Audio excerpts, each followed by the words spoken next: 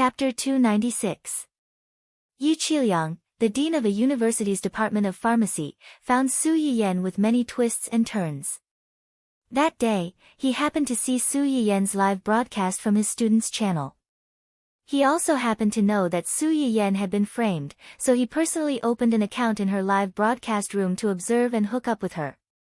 In the end, before he could hook up with her, the research institute came out on its own to help Su Yiyan resolve the annoying rumors. After that, Yu Qiliang did think of meeting her to discuss these resurrected ancient earth medicinal herbs with her. However, when he went to the research institute to ask the proud student who had already become the dean of the research institute about Su Yiyan, the senior told him that the research institute's director had told him that Su Yiyan was a descendant of the research institute. The other party told him clearly that the streamer was the descendant of a retired senior in the research institute. The other party had contributed these priceless treasures for free, not because he wanted fame or fortune, but because he did not want anyone to disturb him. Although Yu Qiliang really wanted to meet Su Yiyan, he respected her wishes. He suppressed his curiosity and did not disturb her. It was not until something happened recently that he had to thicken his skin and take the initiative to contact Su Yiyan's grandfather. Then, through Su Yiyan's grandfather, he found Su Yiyan. Su Yiyan was not repulsed by the old man who had helped her before, so she agreed to meet him during her free time in the afternoon. "You're Su Yiyan, right?" Yu Qiliang rushed to Su Yiyan as soon as he entered the door. His movements were so agile that he did not look like an old man in his 60s or 70s. Yu Qiliang looked Su Yiyan up and down. He was surprised and exclaimed, "You're really beautiful. You also know Chinese medicine and medicinal cuisine. You opened a medicinal cuisine restaurant to benefit the masses at such a young age. You're a kind and good child, a good child." Su Yiyan was a little scared at first, but when she heard his string of flattery, she could not help but feel a little embarrassed. "You flatter me. I have nothing to do, so I'm just looking for a living." Yu Qiliang didn't think so.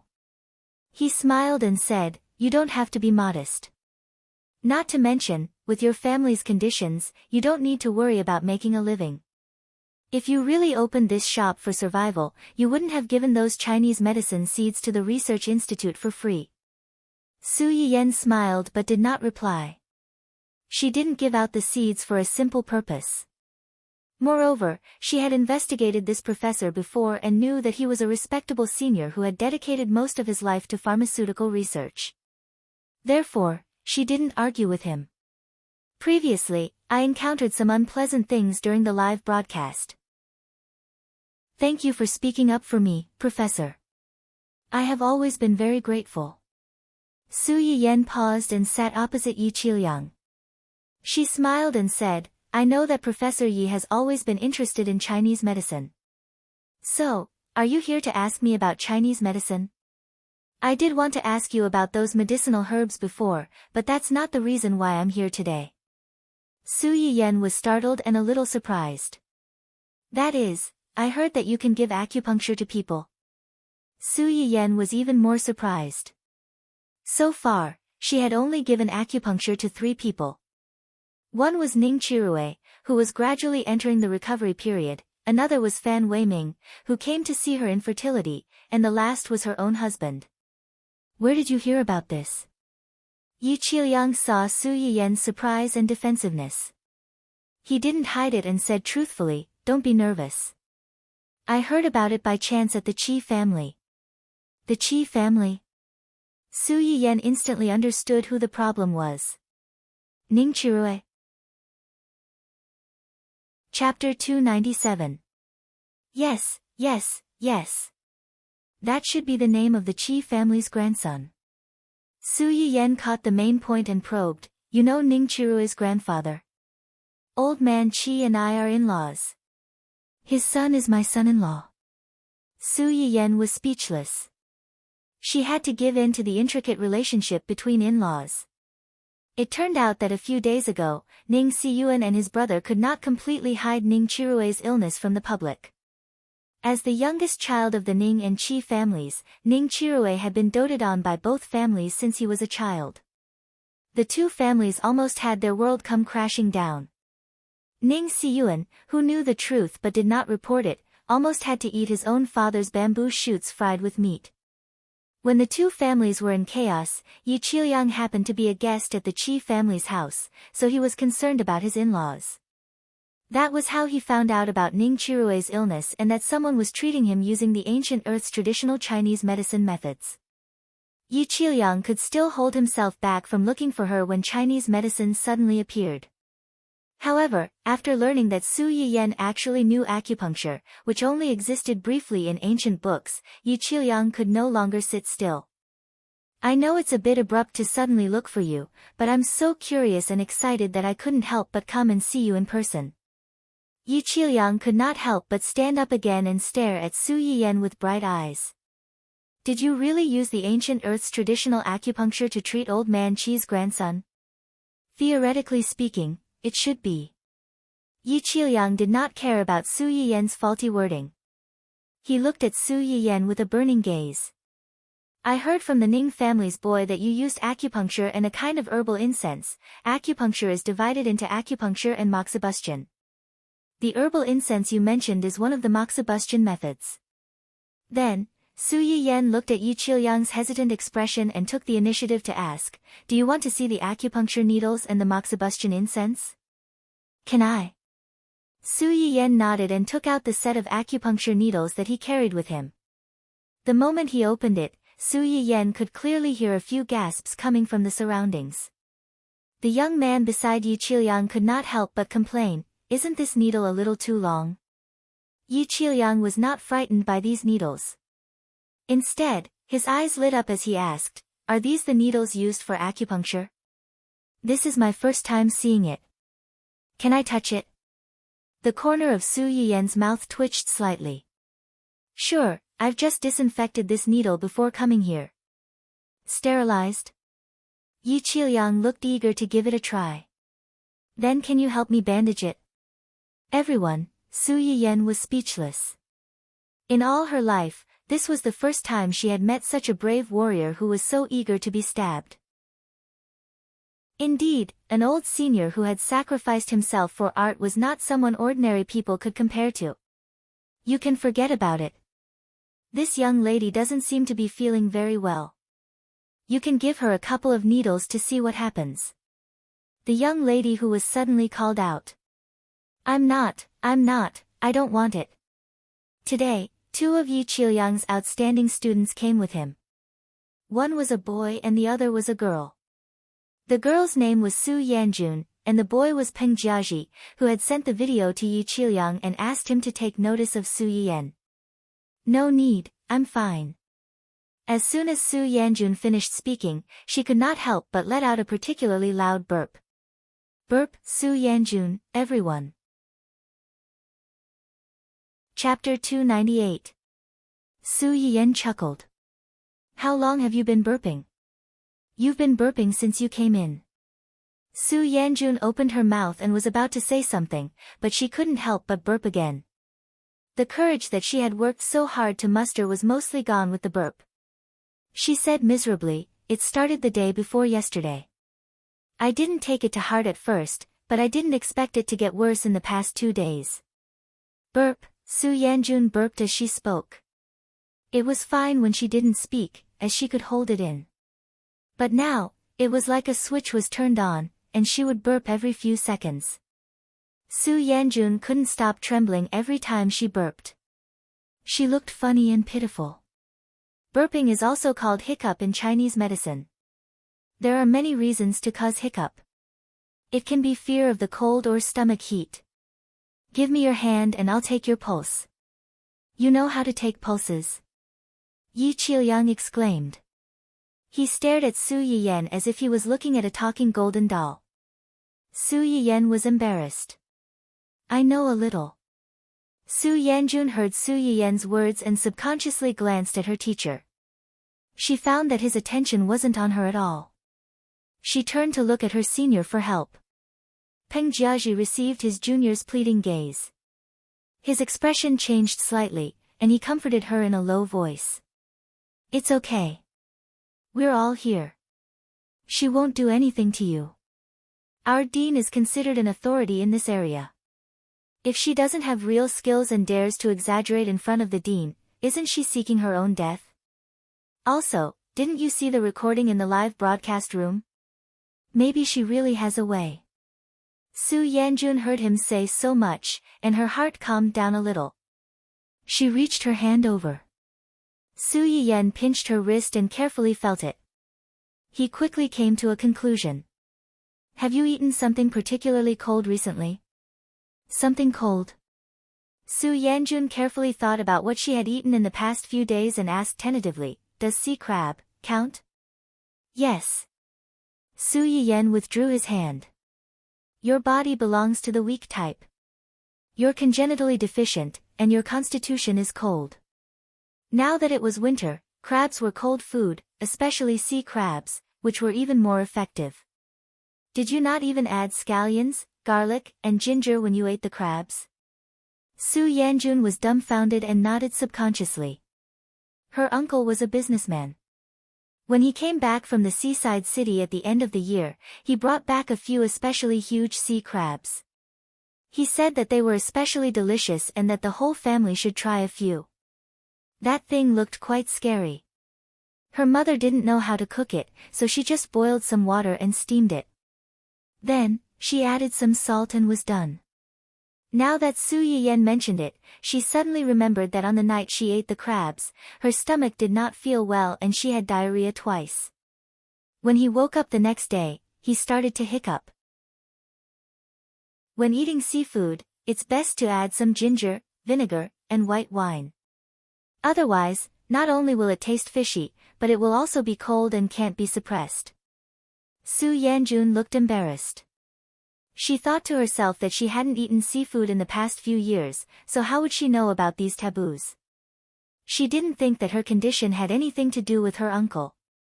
After all, her uncle had good intentions and did give some to each family. It was just that other people didn't have any problems eating it. She was the only one who had problems eating it. It could be said that he had done something bad with good intentions. It's not a big problem. First, I'll give you an injection. Then, I'll get someone to cook some medicinal cuisine for you to warm your stomach. Chapter 299. As Su Yiyen spoke, he took out a needle and inserted it into the spot near the center of her pulse. Su Yanjun was still depressed about the crab incident, so she was a little confused when she was suddenly pricked. When she came to her senses, she suddenly widened her eyes and looked at Su Yiyen in horror. Su Yiyen was also frightened by her expression. He blinked and looked at her in confusion. The two of them stared at each other for a long time. In the end, it was Peng Jiaji who broke the silence first. Does it hurt? A little. It doesn't hurt as much as I thought. You don't seem to burp anymore. Su Yanjun seemed to wake up from a dream. She subconsciously touched her neck and asked, really? This place is called the Naguan Acupoint. Acupuncture at this place can calm the heart and calm the nerves. It also has a certain effect on stomach pain, hiccups, and vomiting. Su Yiyen spoke as he inserted the needle. After a few breaths, he took the needle out and pressed the Shaoshang acupoint on the side of Su Yanjun's thumb. How do you feel? A little sore and a little painful. Do you still want to burp? I don't think so. Seeing this, Yi Qiliang asked curiously, what's the reason for this? This place is called the Shaoshang acupoint. It's a kind of acupoint in the human body.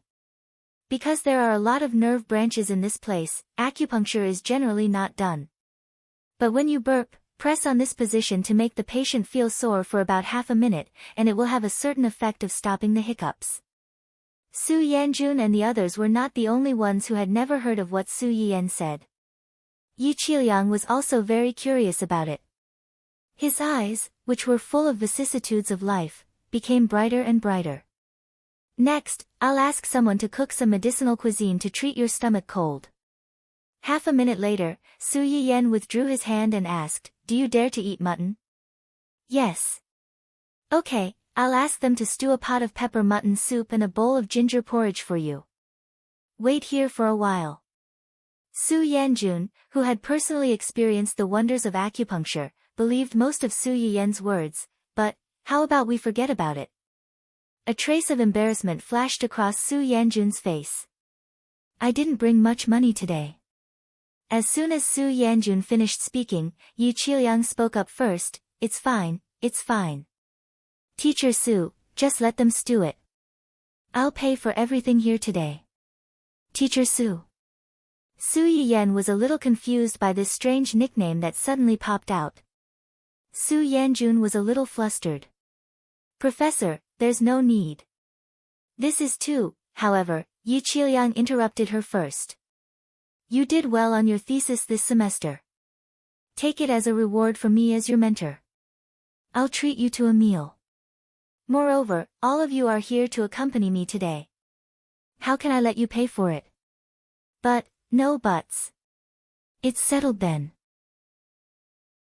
Su Yanjun choked, blushed, and did not refuse again. Peng Jiaji's eyes turned slightly. He licked his lips and leaned over.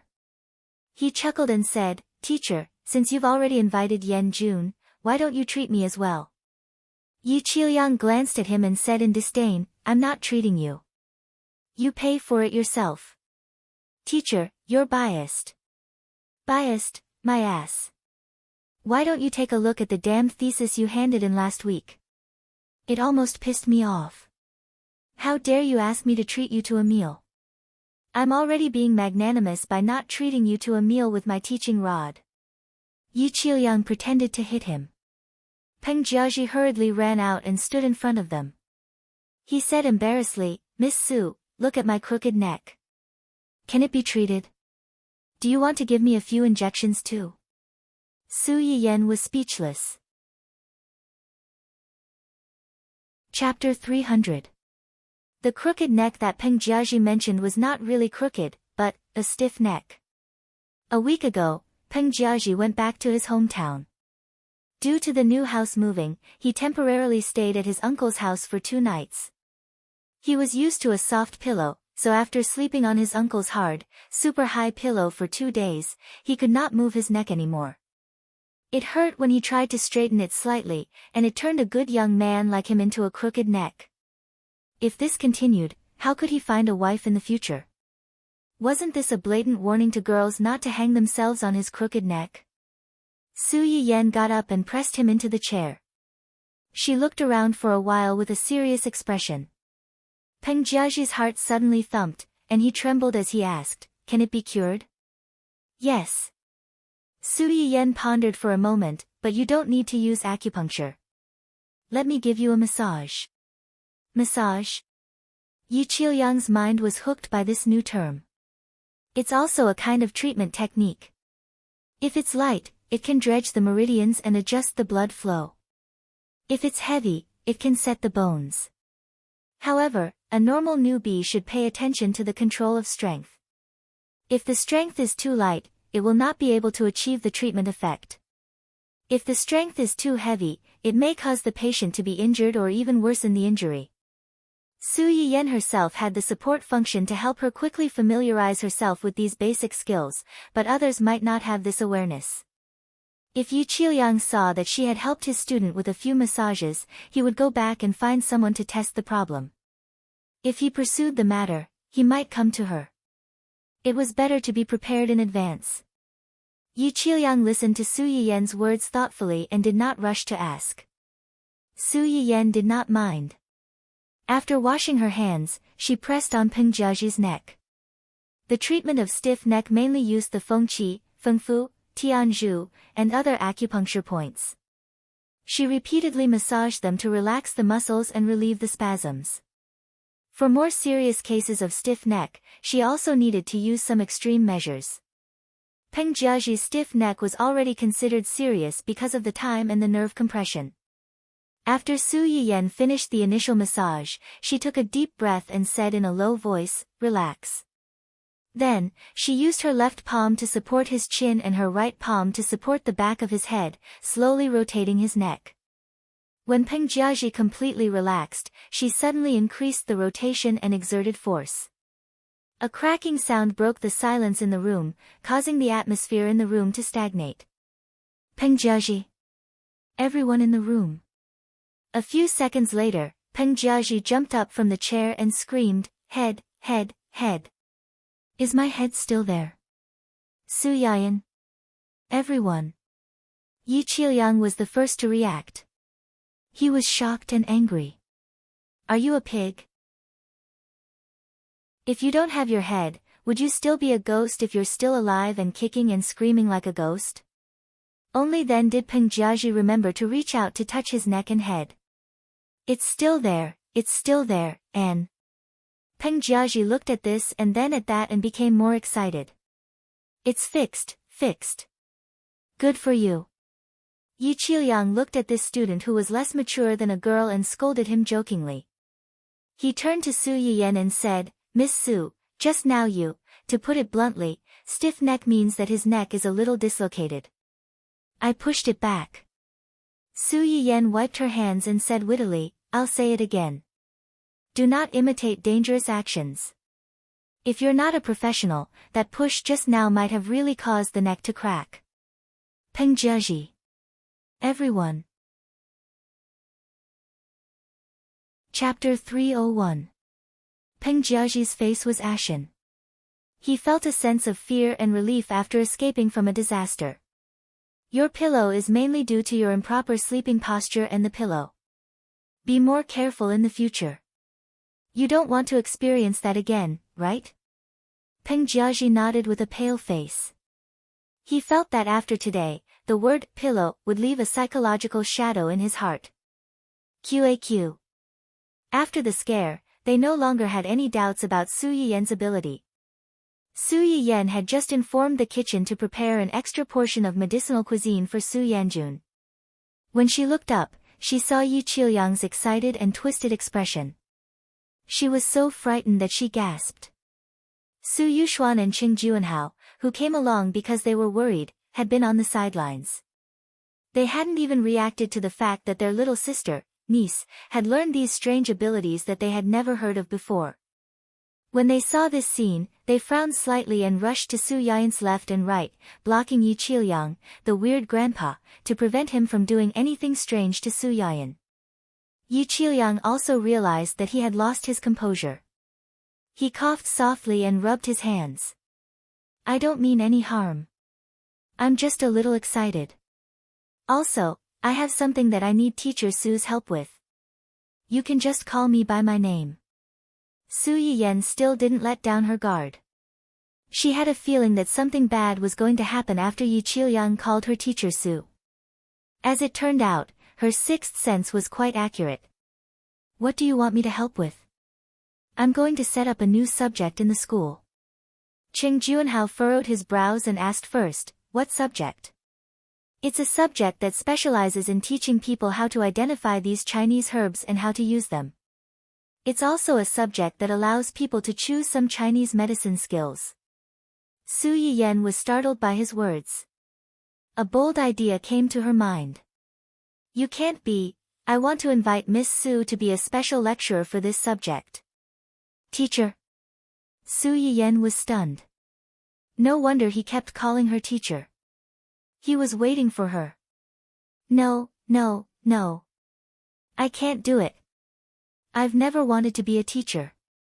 Moreover, my ability isn't enough to teach others. You think too highly of me." Yi Qiuliang only felt that she was being modest. "If you can't do it, I'm afraid no one else in this world can. Before I came, I had some doubts. But now that I've seen your ability with my own eyes, I've underestimated you." The expression on Su Yayan's face froze. She did not know how to accept the compliment from the elderly.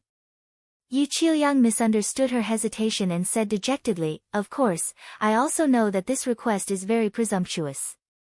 After all, these things is, of to a certain extent, the skills to a person's or of A's or his or of their skills. The rarer something was, the more precious it was. But if these things were really made public, how could these people make profits and ensure their lives? As the saying goes, cutting off one's source of income is tantamount to killing one's parents. When he heard that Su Yiyan had given the seeds to the research institute for free and opened a medicinal cuisine restaurant with a low average price, he naturally thought that she would help. But he neglected the fact that she was willing to take out these things because he was magnanimous. But if he forced her to take out these things, he would be asking for a yard after taking an inch, and his morals would be taken hostage. Chapter 302. It's my fault for being thoughtless and making things difficult for you. Yi Qiliang bowed to Su Yiyan with a guilty look on his face. Su Yiyan felt a little upset seeing him like this. The person in front of her was truly selfless and loved Chinese medicine. He loved everything related to it. Human eyes could not lie. She could feel his sincerity.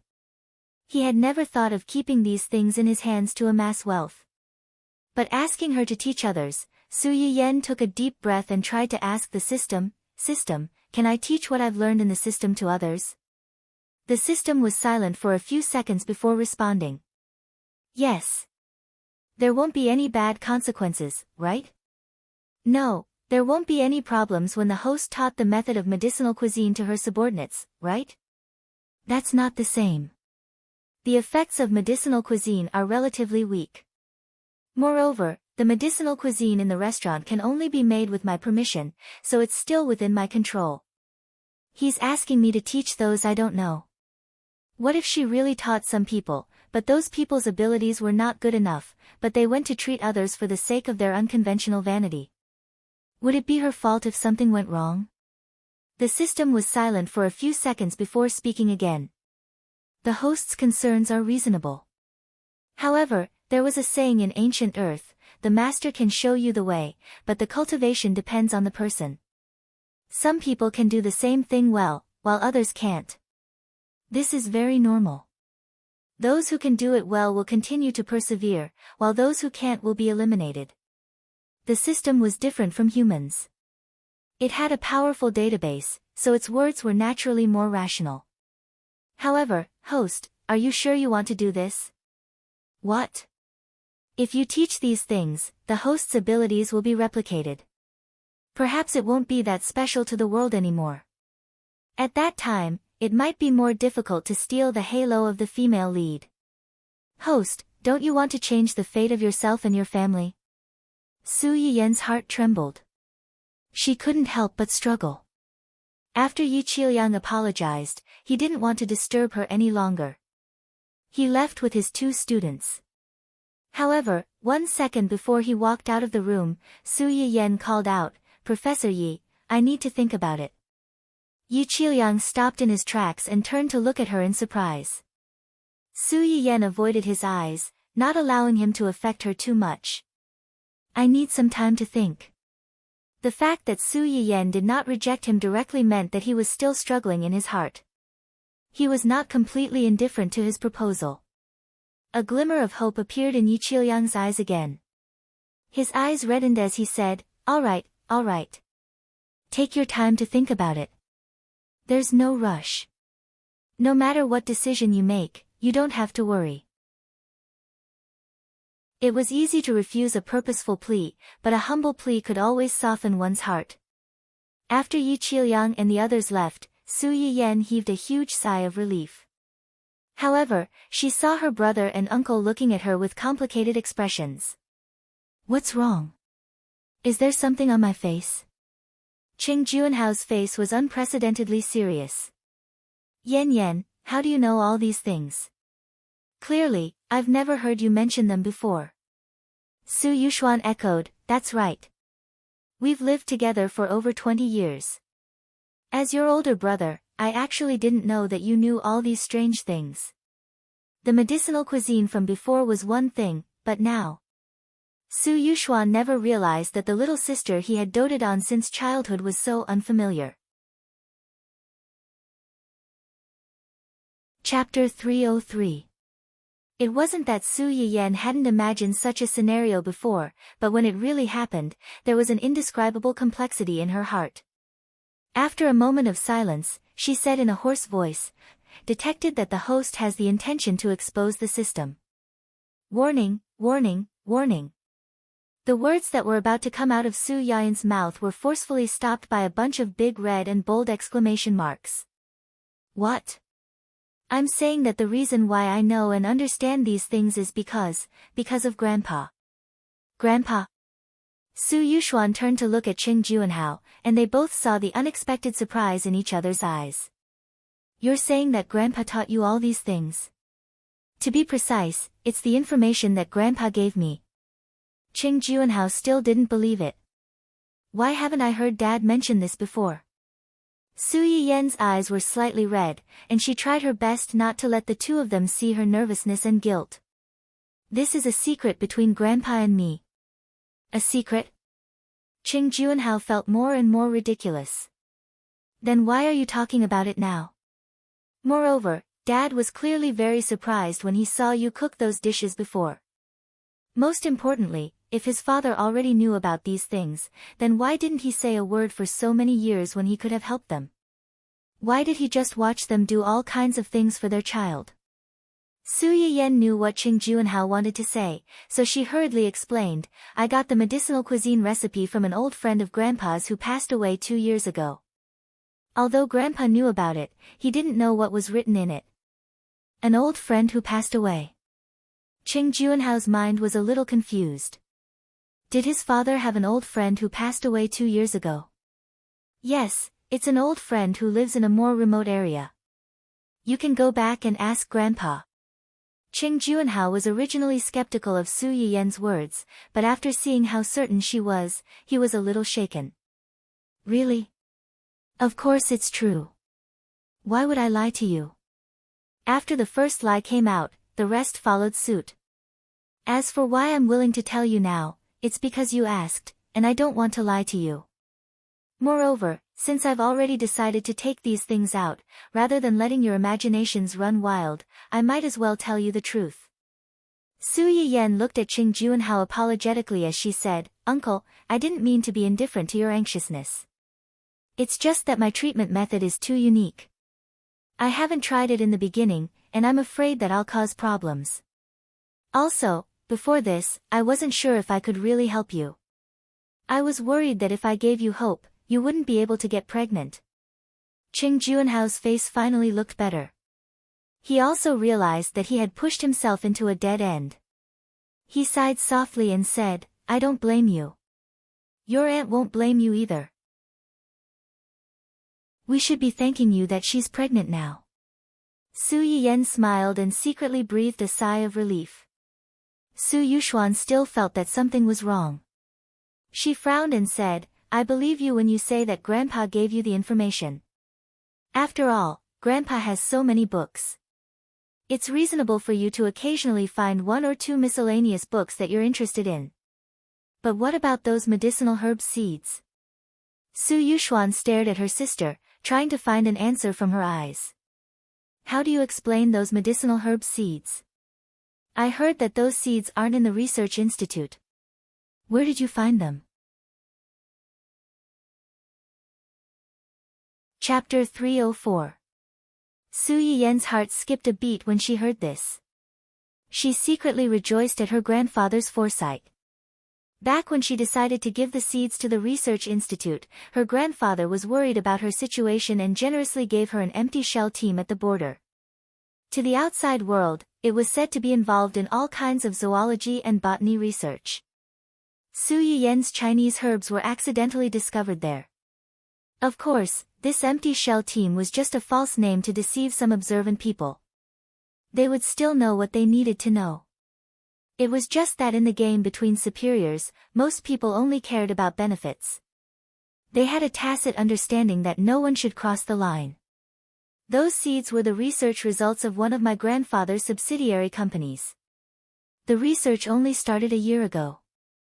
However, I was the one who provided the idea. After Su Yiyen finished speaking, she glanced at her brother and snorted coldly. She pretended to be angry and said, If you don't believe me, you can ask grandfather. Su Yuxuan looked embarrassed and said, Okay. It's not that I don't believe you. I'm just worried that you'll be deceived. Su Yiyen raised her eyebrows and sneered, deceived. Are you saying that grandfather lied to me? No, no. I definitely didn't mean that. Su Yuxuan didn't have as much face as his sister in front of grandfather Cheng. In front of this elder, he was just like his brothers and sisters in the same generation. He was more or less afraid. Now that Su Yiyen mentioned grandfather Cheng, he was at his wit's end. He quickly raised the white flag and begged for mercy. It's my fault. I said the wrong thing. My good sister, please don't tell grandfather what I said. Now you know how to be afraid. Su Yiyen crossed her arms and turned her head away with a smug look on her face. Neither of them could see the relief on her face. For the time being, she managed to fool the issue of her ability. However, Yi Qiuliang's matter was still a big problem. What do you plan to do about what the old professor just said? Su Yiyen shook her head and said dejectedly, I don't know. Su Yuxuan knew that her sister was soft-hearted and couldn't stand other people begging her. She frowned and reminded her, if you don't want to, just refuse. It's no big deal. The thing is in your hands, so it's yours. You have the right to decide whether to teach it or not. The familiar concern and protection made Su Yiyen relax a little. She smiled and said, I know. I will think about it carefully. Your grandfather and I have to go back tomorrow. I'll leave Shueru and the child to you. Qing Juanhao wanted to stay for a while longer, but there were a lot of things waiting for him to deal with in the main family, so he couldn't delay. Uncle, don't worry. My mother and I will take good care of my aunt and my future cousins. Yes. Su Yiyen, who had carefully dealt with the two of them and did not reveal any flaws, collapsed on the chair as soon as the two of them left, as if he had just fought a great battle. After she caught her breath, she immediately contacted her grandfather, who had been dragged into this mess by her. Grandpa. The moment the call was connected, Su Yiyen could only call out, Grandpa. The rest of her words seemed to be blocked by something and were stuck in her throat. Yes, old man, you went to look for you. Old Master Ching seemed to hear something wrong in her voice. He asked with concern, did he bully you? No. Su Yiyen listened to his voice and felt indescribably complicated. Her throat moved a few times before she said in a hoarse voice, I just told a lie. A very big lie to my brother and uncle. Chapter 305. After that, Su Yiyen didn't need Grandpa Cheng to ask further. She repeated what she had just said to the two of them word for word. Grandpa Cheng didn't reprimand Su Yiyen after hearing it. He didn't ask for an answer like the two of them did. He replied indifferently, okay, I got it. It was as if what Su Yiyen had just said was just a trivial matter. Su Yiyen's heart was heavy. In front of this elder who had always tolerated her and helped her, she showed her truest and most helpless side. Grandpa, why don't you ask? They all want to know. Why don't you ask? Grandpa Cheng was silent for a long time before he sighed. It's normal for young people to have their own little secrets. You've had your own ideas since you were young. Grandpa knows your temperament. If it wasn't for a particularly difficult reason, you would never lie to your family. Yen, you have to remember that even if everyone forces you, Grandpa will always stand by your side unconditionally. He will help you keep your secret and protect you. So, don't feel too much pressure in everything. Grandpa is here. When Su Yiyen heard this, she finally couldn't hold back the tears in her eyes. In this uncertain future, she was able to have a family member and an elder who supported her unconditionally. He told her that Grandpa was here. She didn't have to feel any pressure. No matter how heavy the snow was, he would be at the front to help her. In his eyes, she would always be a child who needed to be protected. She would always be a junior who was worthy of his trust. What happened today made Su Yiyen upset. She originally planned to go to the Upper East City in the afternoon to check on the situation, but her plan was put on hold. After arranging the order for the evening with great difficulty, Su Yiyen returned to the family Hua with a heart full of worries. Hua Chenhuan didn't expect Su Yiyan to come back so early. He was surprised and pleasantly surprised at the same time. Why are you back so early? Did you miss me? As soon as he finished speaking, Su Yiyan rushed over to him and hugged him. Yan. Hua Chenhuan was keenly aware that Su Yiyan's mood was not right. He patted her back to comfort her and asked, "What happened? Did someone bully you?" "No, no one bullied me." "Then, I want to ask you a question." "What?"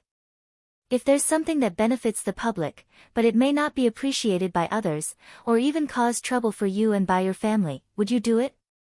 If that's the case, would you still be willing to do it?" Hua Chenhuan's eyes turned cold when he heard what she said. He thought of the news that his subordinates had sent over today and already had some guesses in his mind. "I don't think what you said is the most, by you, what for you too. Do you like it?" Hua Chenhuan held Su Yiyan's face and forced her to look at him. "Do you like it? If you like it, do it. If you don't like it, refuse. You have the right to choose. I'll give you the right to choose. I'll bear any consequences for you." It was a simple promise, but it hid unshakable determination and courage, which made people's hearts sway uncontrollably. "I've never cared about benefiting the public, and I don't care if I get the gratitude of others.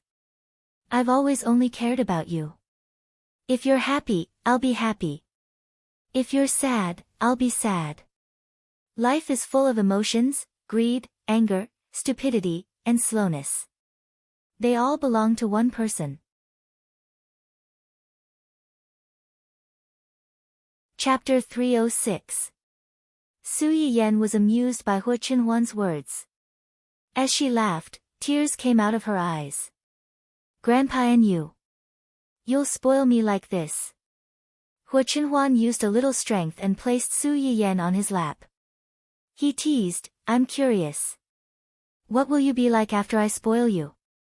Su Yiyan laughed. "I'll probably be spoiled and arrogant. I'll climb over your head and show off.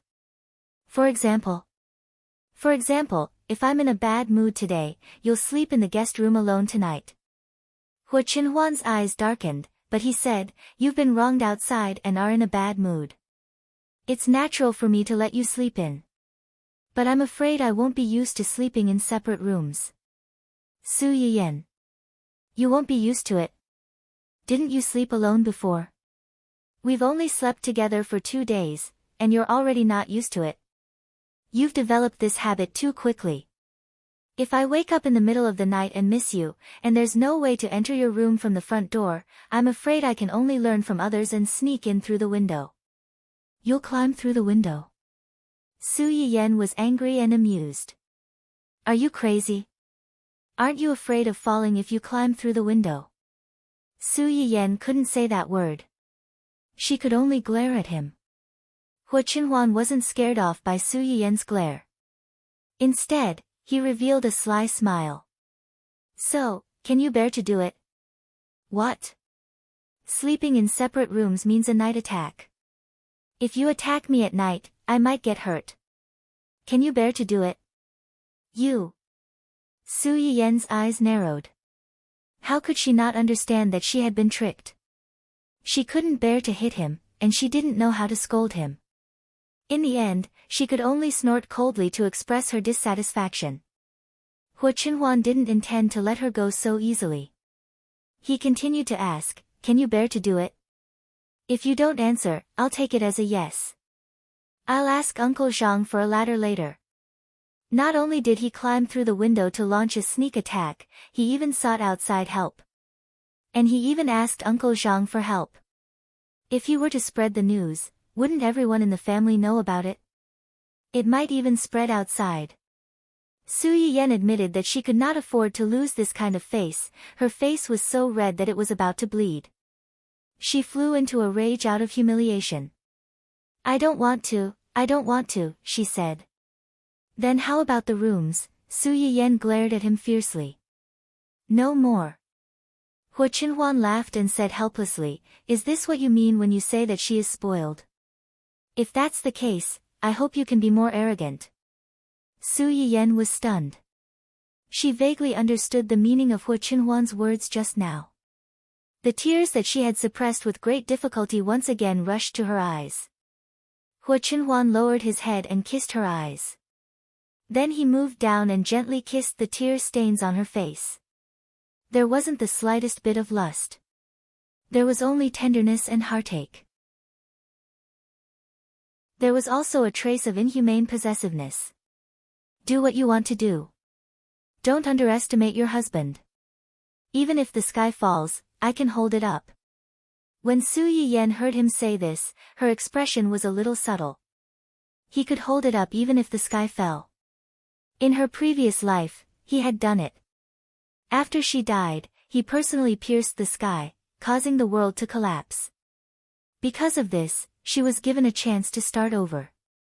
You're so powerful, but it makes me look stupid. If you're not stupid, how can I, as your husband, be useful? So, I beg you, be a little stupid, be a little more aggressive, rely on me more, and find something for me to do, okay? Chapter 307. Hu Qinhuan's comfort stabilized Su Yiyan's emotions, but she did not come to a conclusion immediately. Not to mention whether she would agree to Yi Qiuliang's proposal in the end. Even if she did, she should think about what to ask of him. The next morning, Su Yiyan woke up early to report to Upper East City. The variety show from before has ended? Yes, it just ended this Friday. Xia Junqing followed Su Yiyan into the office and gave her a brief report of what had happened in the company during this period. There were 7 people in the final group, and 3 of them were from our company. Su Yiyan sat on the person in charge's swivel chair and simply turned around. She asked curiously, 3 people? Who are they? They are Zheng Qiuying, Huang Zitong, and Yun Luoshan. Yun Luoshan? That little girl beside you sure last time? Su Yiyan raised her eyebrows.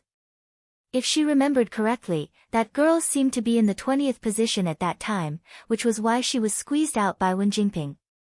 How long had it been? Had she improved so much? How are her abilities?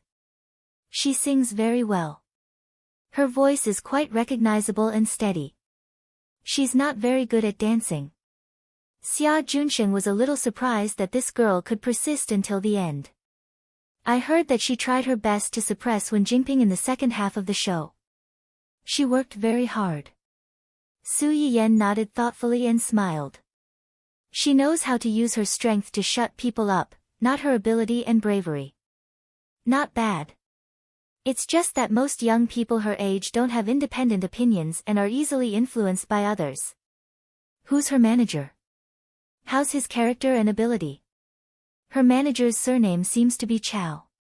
He's been in the company for almost 2 to 3 years. His surname is Chao. Su Yiyan frowned. Has he groomed any famous artists? I don't think so. Su Yiyan pondered for a moment, then turned her attention to the other 2 people. What about the other 2? How are your abilities? The other 2 are more versatile types, especially Zheng Qiuying. She's now the captain of a group. Both of them are very popular and can develop in the direction of being versatile artists. Xia Junqing subconsciously glanced at Su Yiyan when he said this. These 2 were the ones that Su Yiyan had specifically mentioned that they could focus on nurturing.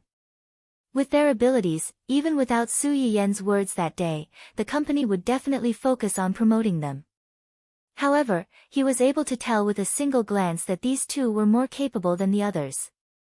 This insight was enough to make him treat them differently. To put it bluntly, an entertainment company was just an investment, and the company's artists were their investment targets. If the value that the artist brought to the company exceeded the resources that they had obtained for him, it meant that the investment was a success. Otherwise, it would be a failure. As a company's decision-maker, it was crucial to the company's future development whether he could become one of the best steeds that Bo Lu had chosen, or whether he would be blind and miss the pearls of the sea because of a pile of fish eyes. Su Yiyan pondered for a moment, as if she had already expected this outcome. Where's their manager? Is he the same as Yun Luoshan? That's not it.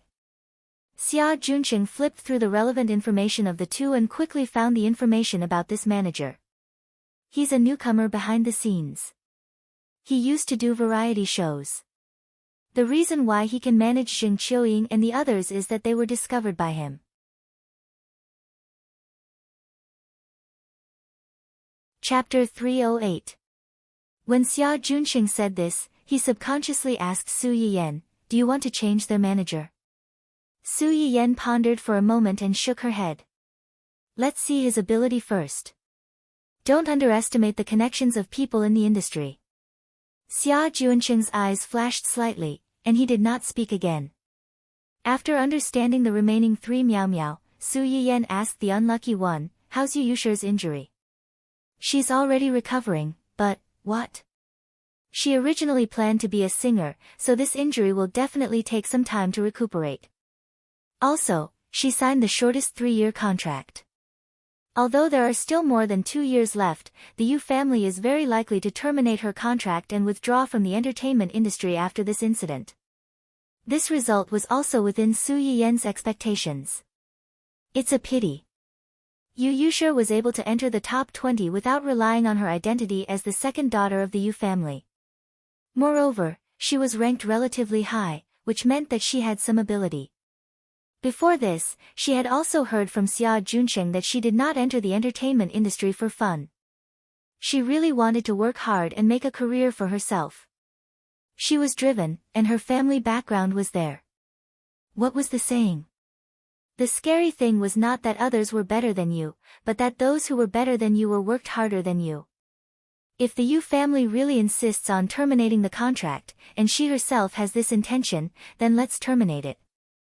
There's no need to have a conflict with the Yu family because of this. Xia Junqing breathed a sigh of relief and secretly rejoiced that they did not spend a lot of resources on Yu Yusher.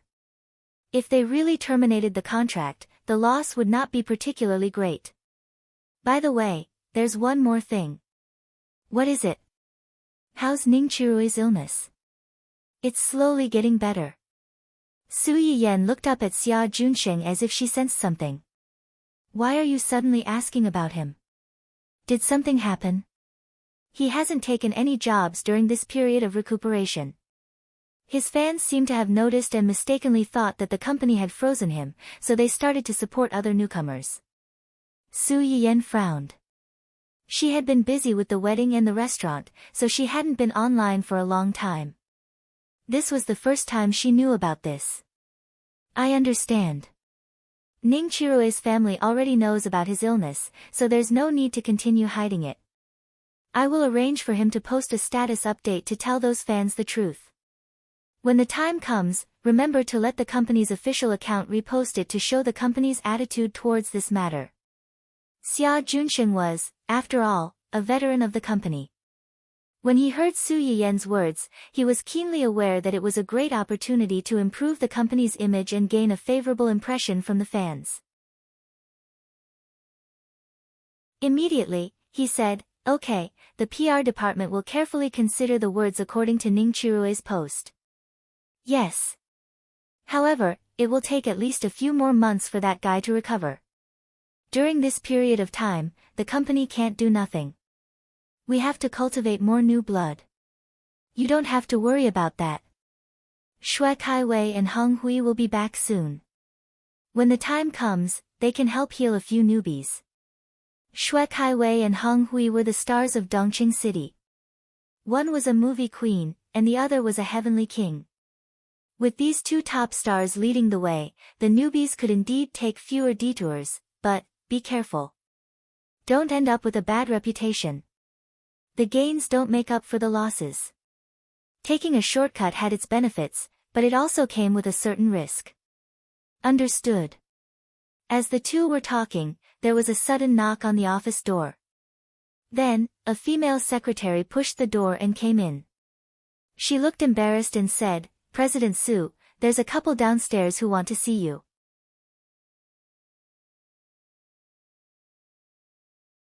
Chapter 309. Couple. Su Yiyan's face darkened. She immediately thought of two people. After going around in circles, were they back to the original plot? But this time, Xia Junxing frowned when he heard the female secretary's words. He said sternly and unhappily, "Are you just going to let them do as they please? What did I tell you before? Outsiders have to make an appointment in advance to see President Su. We are an entertainment company. How can we casually let unknown people in? What if something happens? If those two dare to cause trouble here, we'll get the security to kick them out." But the female secretary looked troubled. "But those two people said that they knew Director Su and were his friends. They even threatened to fire us if we didn't come up and report." Su Yiyan laughed sinisterly. "I don't know when I got to know such arrogant and domineering friends." "Did they say what their names were?" Yes. The man said his surname was Hua. Hua. Could it be? Xia Junxing instinctively looked at Su Yiyan with a subtle expression. Su Yiyan saw through his thoughts. The corners of her mouth twitched. She said helplessly, "Do you think the group of people downstairs would be able to stop my husband if it was him?" Xia Junxing was slightly taken aback. Wasn't that right? If the new son-in-law came, these people would probably bring him up directly, let alone report to him. Also, she just said that they were a couple. Wasn't he afraid that she would skin him alive when they got home? At that moment, Hu Chenhuan, who had just received news that those two people were looking for trouble with his wife, suddenly felt a chill run down his spine. The raging anger in his heart suddenly subsided. Xia Junxing couldn't help but rub his nose awkwardly when he heard this. He was so focused on the fact that the man's surname was Gu that he forgot that the female secretary had mentioned that they were a couple. However, the couple's surname was Hua. Could it be? Xia Junxing's face completely darkened when he thought of this. "Since they're already here, let's go down and meet these ignorant weirdos," said Su Yiyan as she walked out. Xia Junxing was worried and hurriedly followed. "Yayan, those two people are making a fuss downstairs, asking to see you. It's obvious that they are not here with good intentions. Wouldn't it be too?" Before Xia Junxing could finish, Su Yiyan interrupted him, "What we want is for them to come with ill intentions. Have you forgotten who I am now? What was his identity?" Xia Junxing frowned slightly and answered tentatively, "The boss of the East City?" "No, I'm Hu Chenhuan's wife, Mrs. Hua's family Hua." Xia Junxing was stunned. After her reminder, he finally remembered the messy relationship in the family Hua. For a moment, he didn't know what to say. Why are there a few people carrying cameras over there? Did they bring it? Su Yiyan had just come down from upstairs when she saw a few reporters with cameras blocking the entrance of the company from afar. The female secretary followed closely behind Su Yiyan and answered cautiously, "I don't think so. These people seem to be here to interview a few of our company's female artists." "Interview?" Su Yiyan narrowed her eyes and joked, "In a while, go over and lure them closer so that you can take more photos." "Su, photos? Just say that our company is giving them a piece of big news for free. In exchange, they can't ask any random questions when interviewing our artists."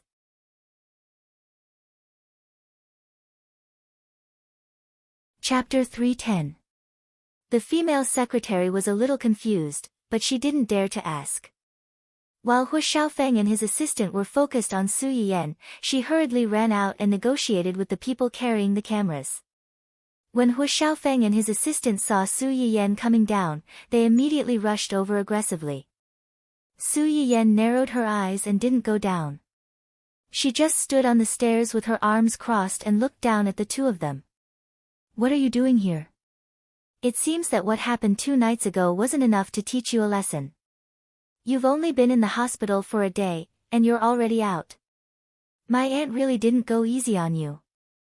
Hu Xiaofeng originally came to denounce them. When he heard Su Yiyan's words, his anger soared.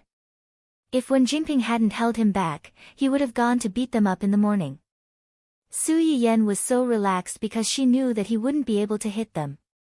She knew better than anyone else that a certain someone was a White Lotus B***tch. If he really hit them as soon as he came up, and if it was a man hitting a woman, how could she continue to pretend to be pitiful and put herself on the moral high ground? Unfortunately, Wen Jingping was destined to be disappointed today. She stood here facing them today to let this woman relive the nightmare of losing everything in the hospital last time. What? You want to hit me again? Su Yiyan looked at the two of them with disdain and disgust. You came to my territory and wanted to hit me, the owner. Do you really think that my security guards are just decorations? Hu Xiaofeng and his assistant narrowed their eyes, and their hearts skipped a beat. Only then did they notice that the security guards, who were originally observing them from afar, had quietly gathered around them. They had a serious look on their faces that said, if they dare to act rashly, they'll immediately pin them down. Hu Xiaofeng's aura suddenly weakened a little, but he still sneered. So what if you hit me? Su Yiyan, don't think that you married Hu Chenhuan. Hu Xiaofeng wanted to blurt out the word, cripple, but he suddenly felt a pain in his lower body. The beating he had received earlier had left a huge psychological shadow on him. Before he came here, he had a belly full of anger and his heartache for Wen Jingping, which made him temporarily forget how terrifying Su Yiyan was. Now that he thought about it, his imposing manner weakened a bit, and he didn't have the same confidence as before. Don't think that you can do whatever you want just because you married into the family Hua. Everyone knows that my father is in charge of the family Hua. Hu Chenhuan, at first, Su Yiyan was still lazily watching Hu Xiaofeng stomp his feet. However, when he heard Hu Chenhuan's name, his face sank and became aggressive. Young Master Hua, since you already know that I'm married to your youngest uncle, you should know that in terms of seniority, you should call me aunt. Is this how the Hua family teaches you to call your elders by their names and yell at them? Hu Xiaofeng instantly choked and retorted fiercely, don't forget that you're also a member of the family Hua now. Oh, if that's the case, I shouldn't have said that. Let me correct you. Is this the way your family Hua, who has already moved out of the old mansion, is raised? As soon as these words came out, Hu Xiaofeng's face turned completely green. It could be said that the head of the family lived in the old mansion. It was a common rule in every family. However, when Hu Chenhuan's father left a will, he gave the Hua Corporation to Hu Qihan, but the old mansion was given to Hu Chenhuan. As a result, their family had no choice but to move out of the old mansion, which made them the butt of many people's jokes. Su Yiyan brought up the old matter at this time, and it was obvious that she was poking at their hearts.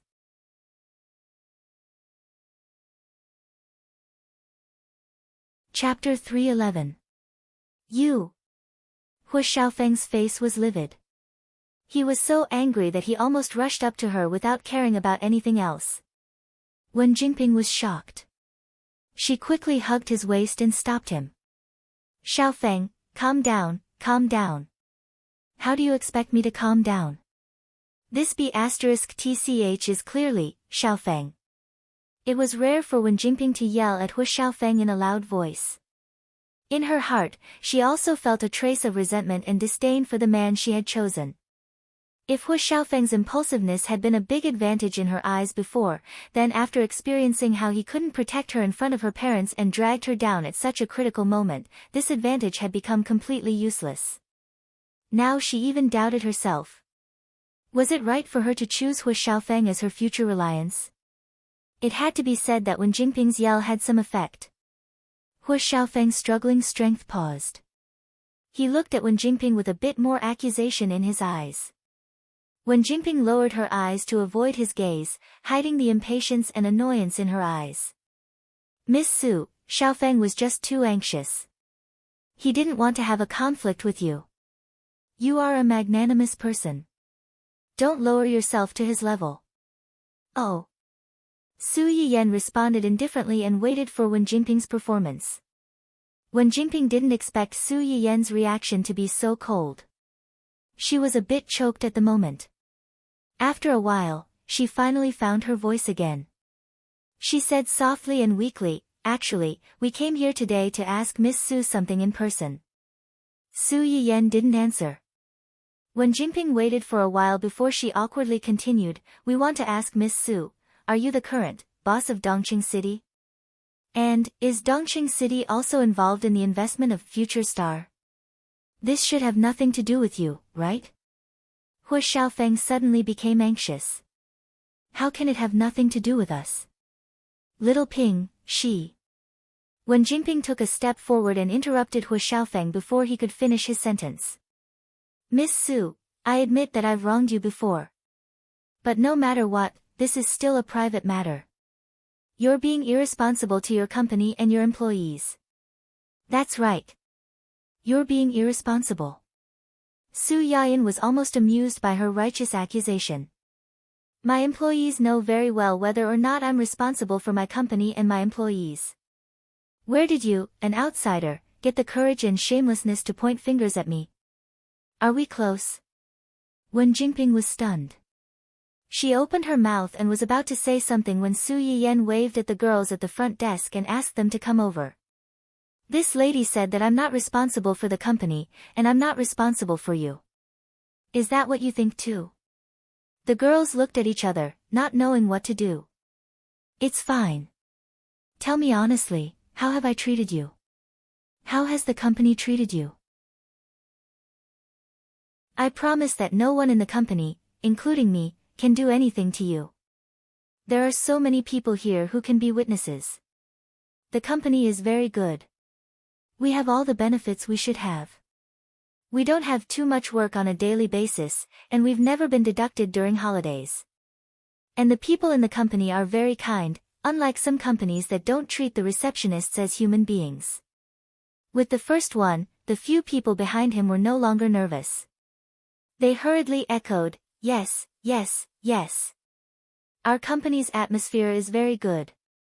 On normal holidays and employees' birthdays, they will send us small cakes, fruits, and gifts.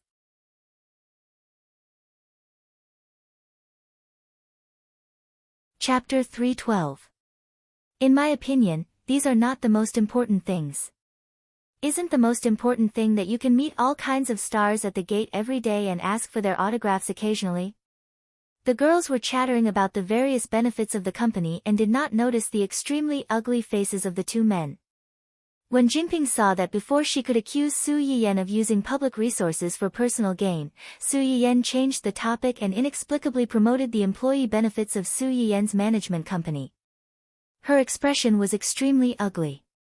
Hu Xiaofeng frowned and jumped out almost immediately after hearing their discussion. You are the boss of the company. As long as they don't want to lose their jobs, they can't say bad things about the company in front of you. Su Yiyan narrowed his eyes and sneered. According to what you said, someone is complaining about our company's system behind your back. Since everyone is here today, why don't you call that person out and confront him? If it's really my fault and the company's fault, I'll ask all the company's executives to apologize to him. Hu Xiaofeng choked. He did not understand how the topic had changed to this point. Su Yiyan had the initiative and everyone's attention was diverted by him. Most importantly, he could not call that person out at all.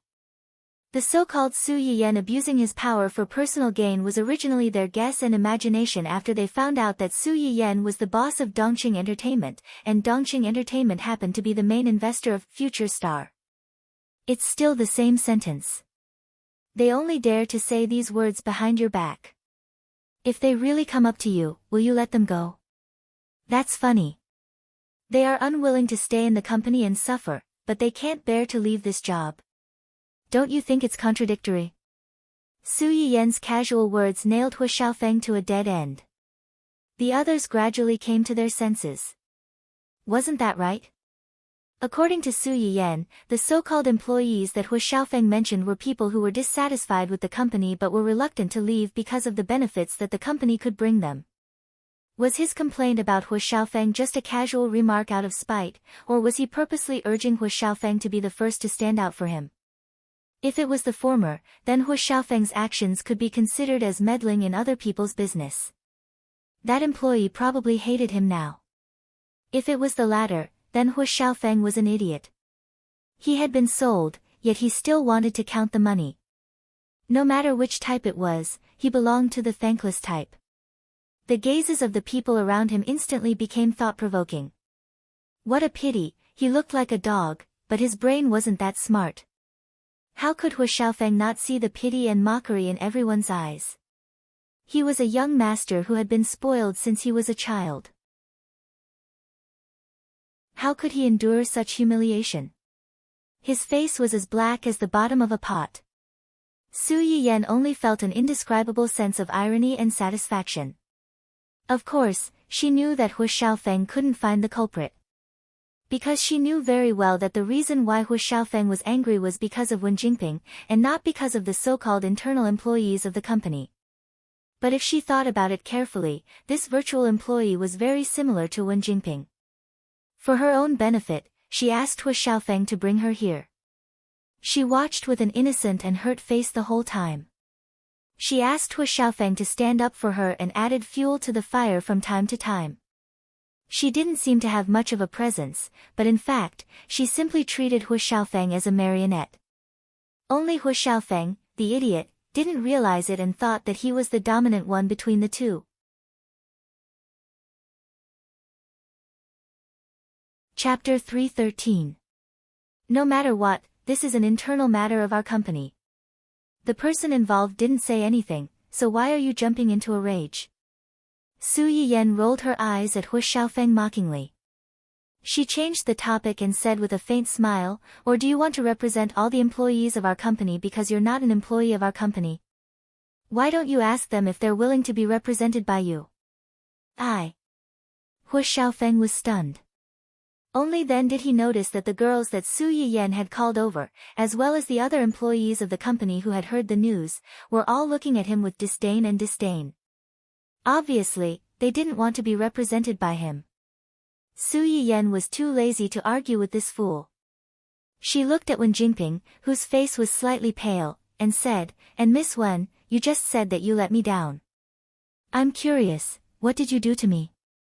Come, tell us. Let us all hear it." Wen Jingping avoided her gaze and said ambiguously, It's not important. It's all in the past. Look at what she said.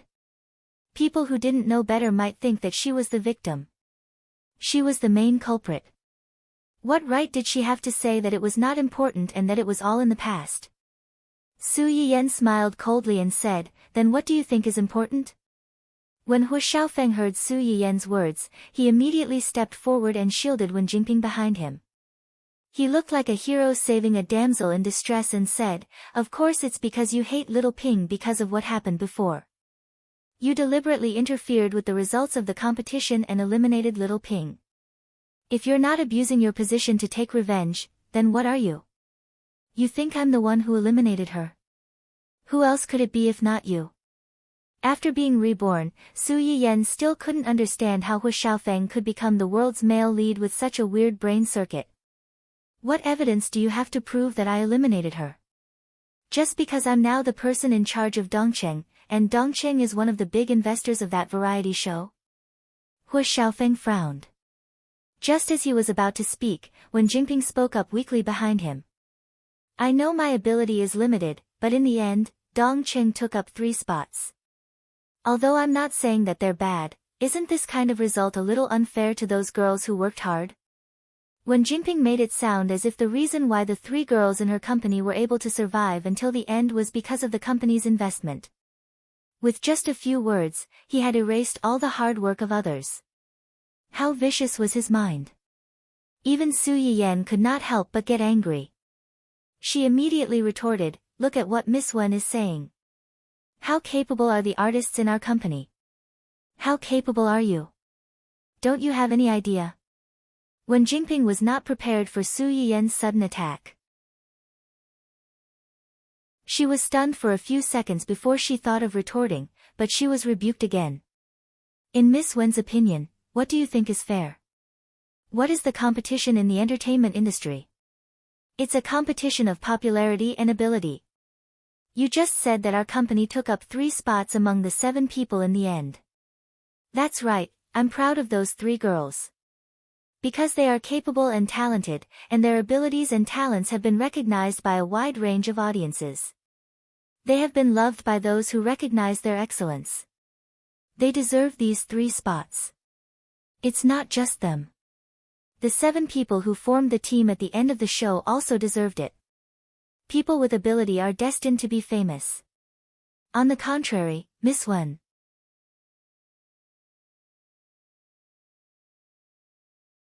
Chapter 314. Su Yiyan stared into Wen Jingping's eyes and walked down the stairs step by step.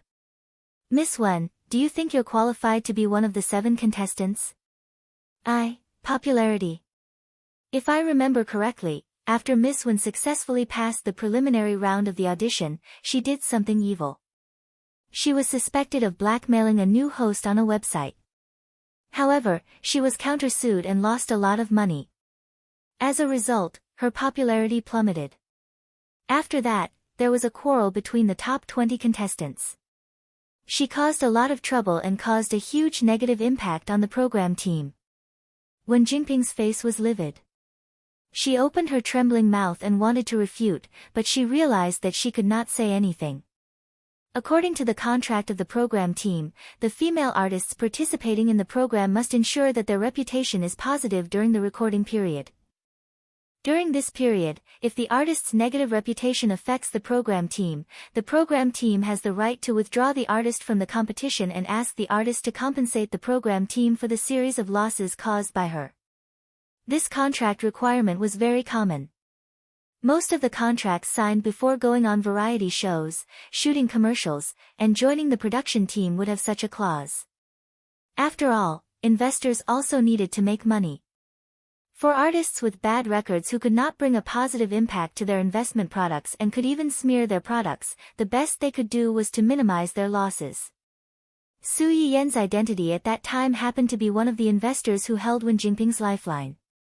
According to what you said, if I really used my identity as an investor to take revenge, then I should have informed the program team to kick her out directly.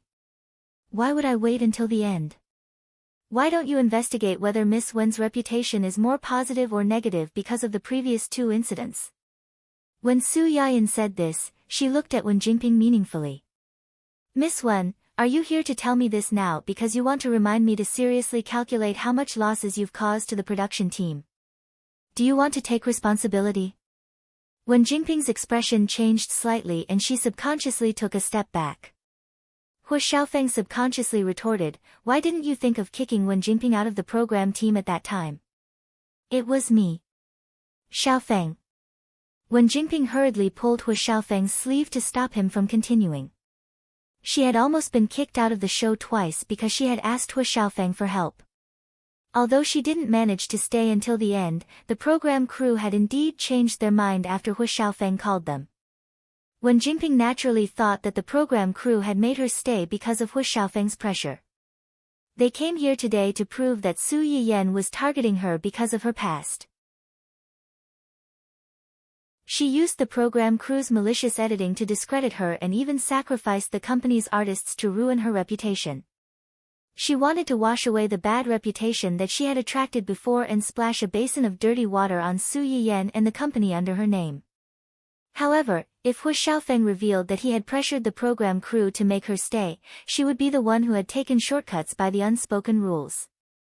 What right did she have to stand on the high ground and criticize others? It was you, what? The more Su Yiyan looked at Hu Xiaofeng, the more she felt that he was a fool. She had only refuted a few words and he was about to explode. She didn't feel any sense of accomplishment at all. Wen Jingping looked at Su Yiyan's calm and composed appearance and suddenly felt a trace of fear that she had never felt before. This time, she seemed to have accidentally provoked a demon.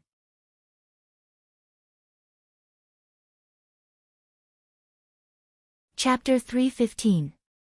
After being pulled back by Wen Jingping, Hu Xiaofeng realized that he had almost spilled the beans. His face darkened and he was speechless.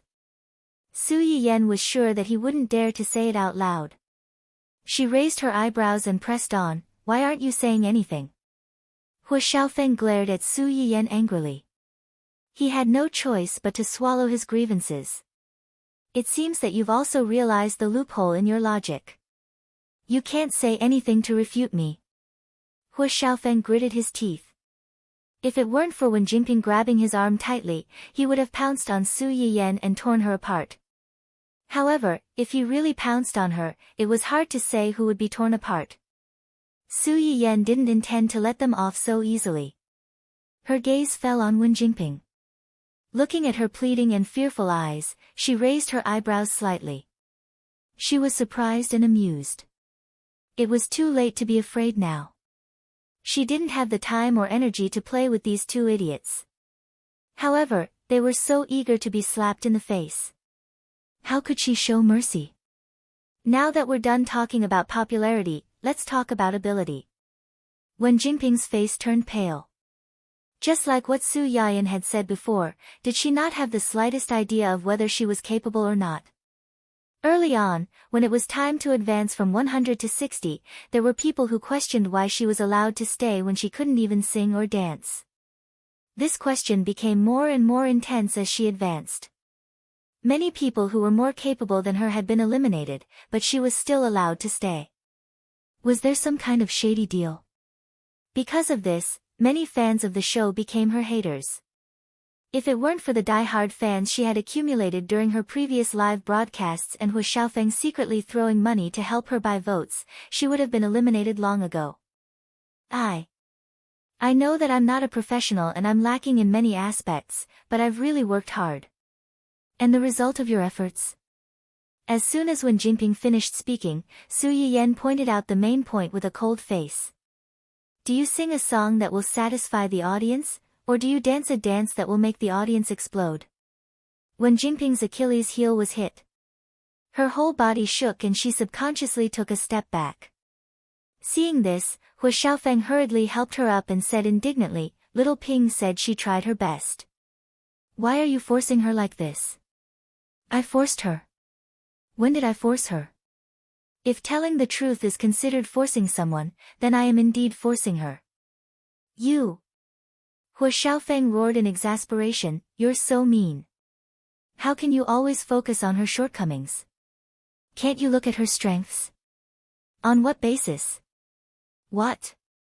Hu Xiaofeng was confused by Su Yian's sudden question.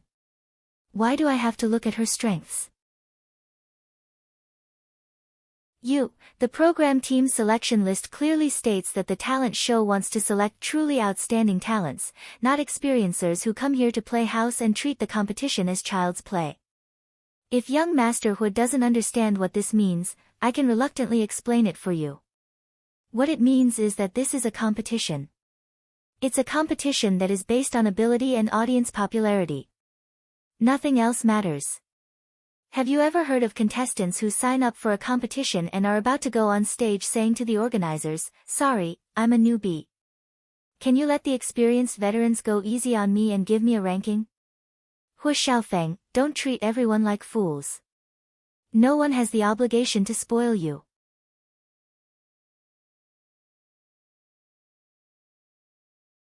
Chapter 316. Hu Xiaofeng's face turned green, then white, then green again. He was so angry that he almost vomited blood. Su Yiyan didn't care about how he felt. She had been holding it in since her previous life, and today, she could finally vent it out.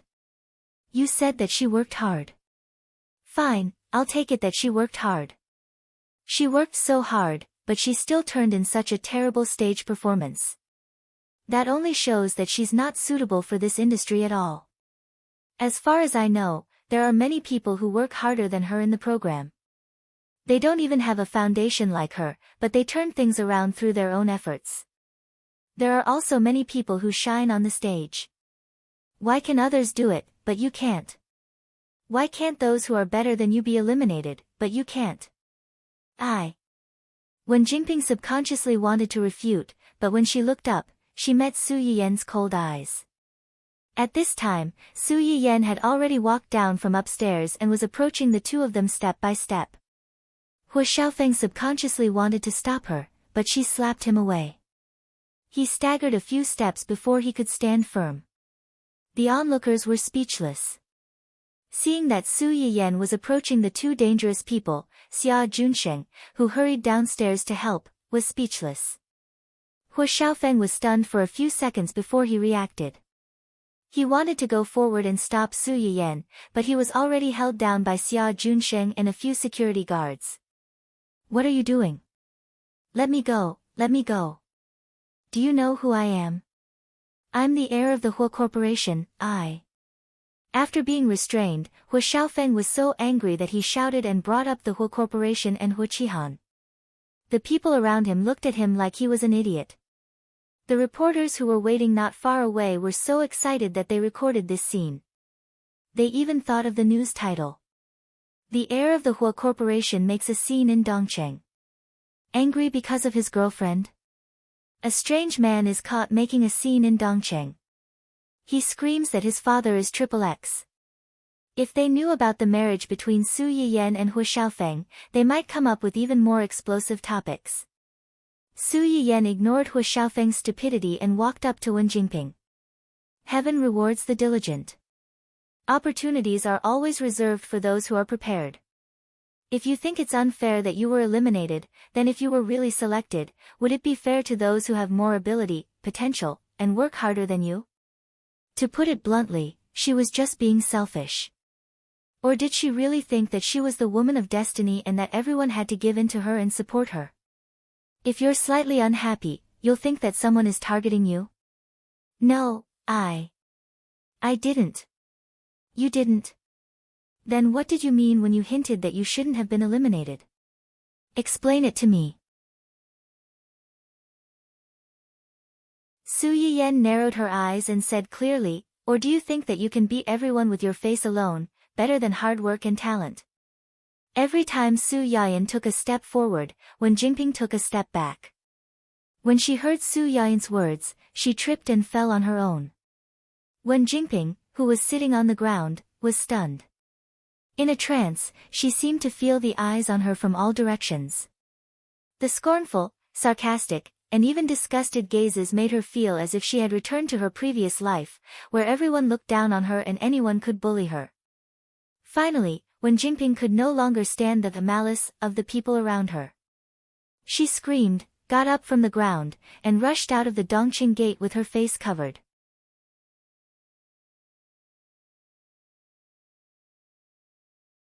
Chapter 317. Wen Jingping's scream was so loud and shrill that it gave the onlookers goosebumps. Hua Xiaofeng was also stunned for a few seconds before he came back to his senses.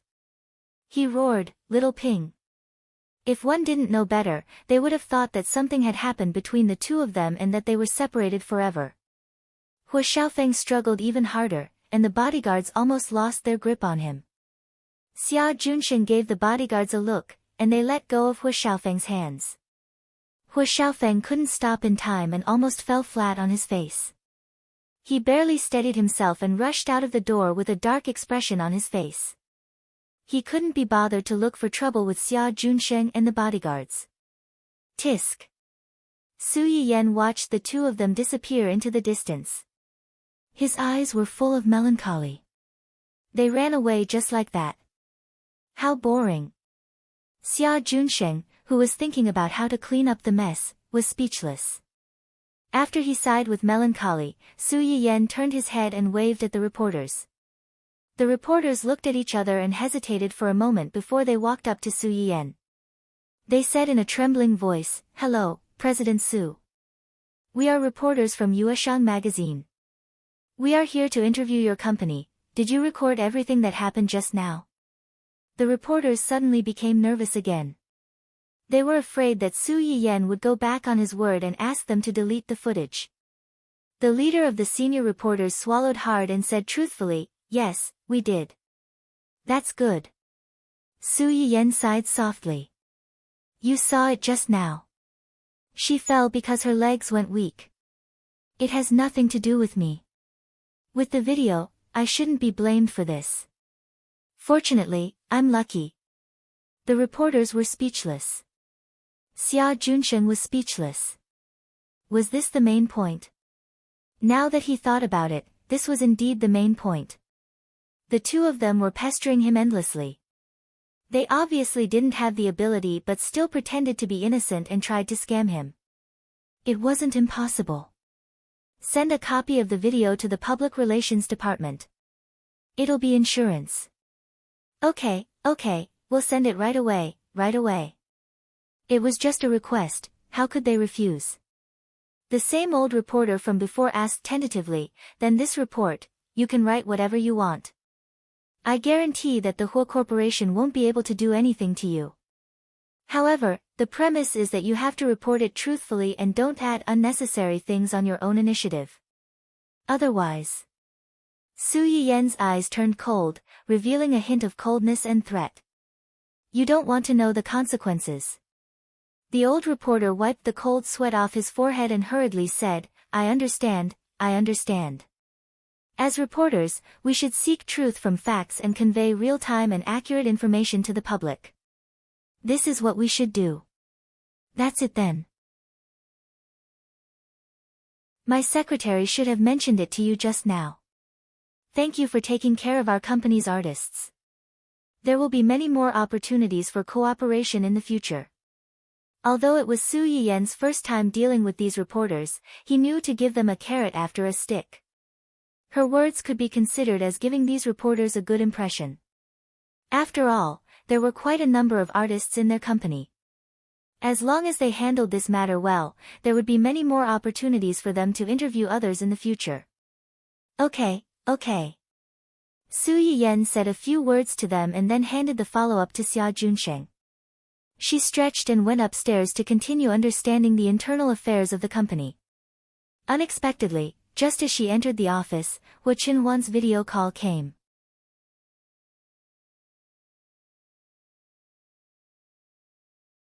Chapter 318. Su Yiyen's eyes lit up. She picked up the phone without thinking. Qinhuan. Are you okay? I'm on my way there now. Xiaoyang is closer to you. Su Yiyen was stunned. You know. I'm fine. They are the ones who are in trouble. You don't know how embarrassed they were just now. Ha. After that, Su Yiyen told Hua Qinhuan everything that had happened not long ago. From time to time, she laughed happily, taking pleasure in other people's misfortune. Hua Qinhuan listened quietly. His eyes were full of tenderness and indulgence. It's really funny. I didn't even think about messing with them, but they rushed to touch my eyebrows. They thought I didn't know what they were thinking. They wanted to splash all kinds of dirty water on me and you. They really thought I was a soft persimmon, and I didn't know how to resist at all. Even a clay figurine has some temper. Hua Qinhuan's eyes narrowed dangerously when he heard that. He agreed and said, they've gone too far.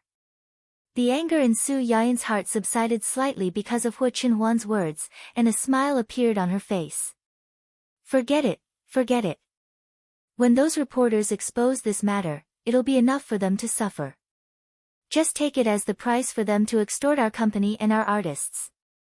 Free publicity for our company and publicity for our artists. Su Yiyen smiled like a little raccoon that had stolen honey. She was charmingly naive but also a little mischievous. After today, everyone in the circle will know how good our company's benefits are and how outstanding our artists are. After Su Yiyen finished speaking, she lifted her chin and gave Hua Qinhuan a suggestive glance. Her face was filled with a smug expression that said, aren't I great, and, quickly praise me. Hua Qinhuan didn't praise her as she wanted. Instead, he said with some distress, if the media publicize this matter, I'm afraid it will involve your previous matter. Su Yiyen knew what he was worried about. He smiled and said, I know, but I don't mind, and I don't avoid these things. If you don't want others to know, then don't do it in the first place. What has already happened cannot be hidden forever. Instead of caring about those rumors and trying hard to hide them, it's better to take the initiative to face them and transform the past into something that's useful to you. In any case, I'm the victim here.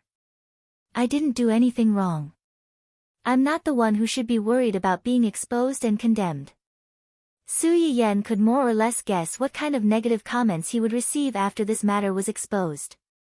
At most, it was the so-called, it takes two to clap, of some stinky straight men, and the love is supreme, of the Virgin Mary.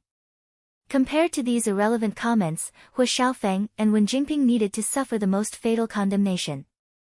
At least for Wen Jingping, the title of mistress was confirmed. Her path to becoming a Mary Sue in the entertainment industry was cut off. The only thing that Su Yiyan was more worried about was that the shameless family might use her marriage with Hu Qinhuan and Hu Qinhuan's leg to criticize her. Thinking of this, Su Yiyan said apologetically, "I'm sorry. This time, I might implicate you and make you be criticized. If being scolded and ridiculed is the price I have to pay for marrying you, I hope they'll scold me a few more times and scold me more fiercely." If it were in the past, he might have been angry and hurt by these so-called verbal attacks. But now, no matter how vicious the ridicule was, it couldn't hurt him. Because he already had the most beautiful thing in the world, and it was also the thing he wanted the most.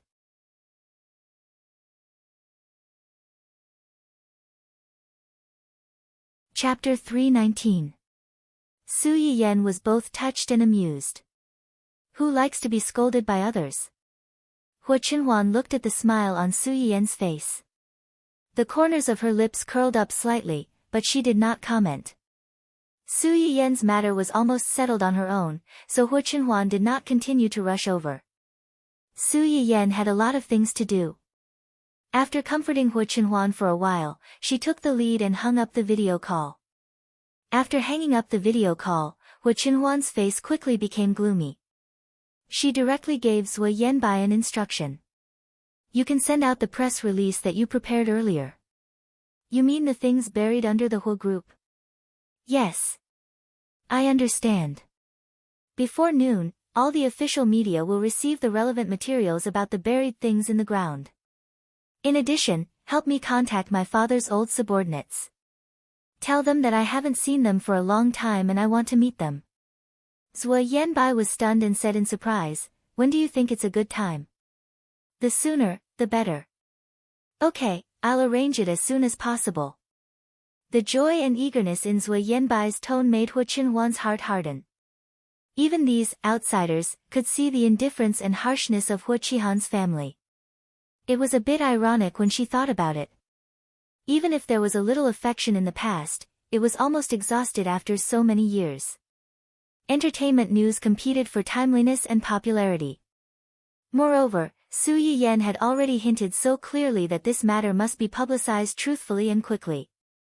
After several reporters of Yueshang magazine went back, they wrote an earth-shattering and melodramatic drama as quickly as possible.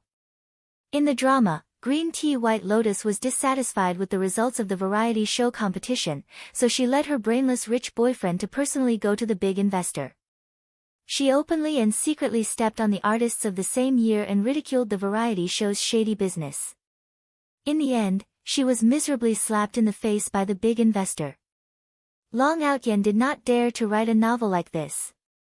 Many netizens saw the familiar exaggerated title and complained in their hearts, but they still clicked on it. It would have been better if he didn't look. Now that he did, oh, he saw a familiar face.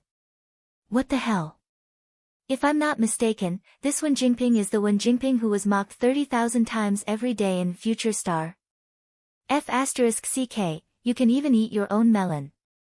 The so-called dissatisfaction with the results of the variety show competition is dissatisfaction with the final result of Future Star. The artist she stepped on is our Ying. Shaking hands with the person above. It's not just your family, but my family as well. What an unexpected calamity. F***ck, 3 people from the same company, and our Shanshan. What did this B***tch mean? Did they think that the top 7 contestants were no match for her, a noob who sang out of tune and danced like her? Where did you get the face to do that? Please don't compare our Ying to this B***tch. She's not worthy. That's right, that's right. Our Tong Tong is both sweet and salty. I really don't know where she got the face to say that 3 people from the same company passed. These 3 people were voted in by us fans. They climbed up step by step. How can a noob like you step on them so casually? You're crossing the line to scam people. They're already in a group and they're still causing trouble. This woman must be crazy to want to be famous. She's not just starting to cause trouble now. She's been causing trouble since before the competition. Friends who don't know can go and search. Back then, almost all the coaches in the show were scammed by her.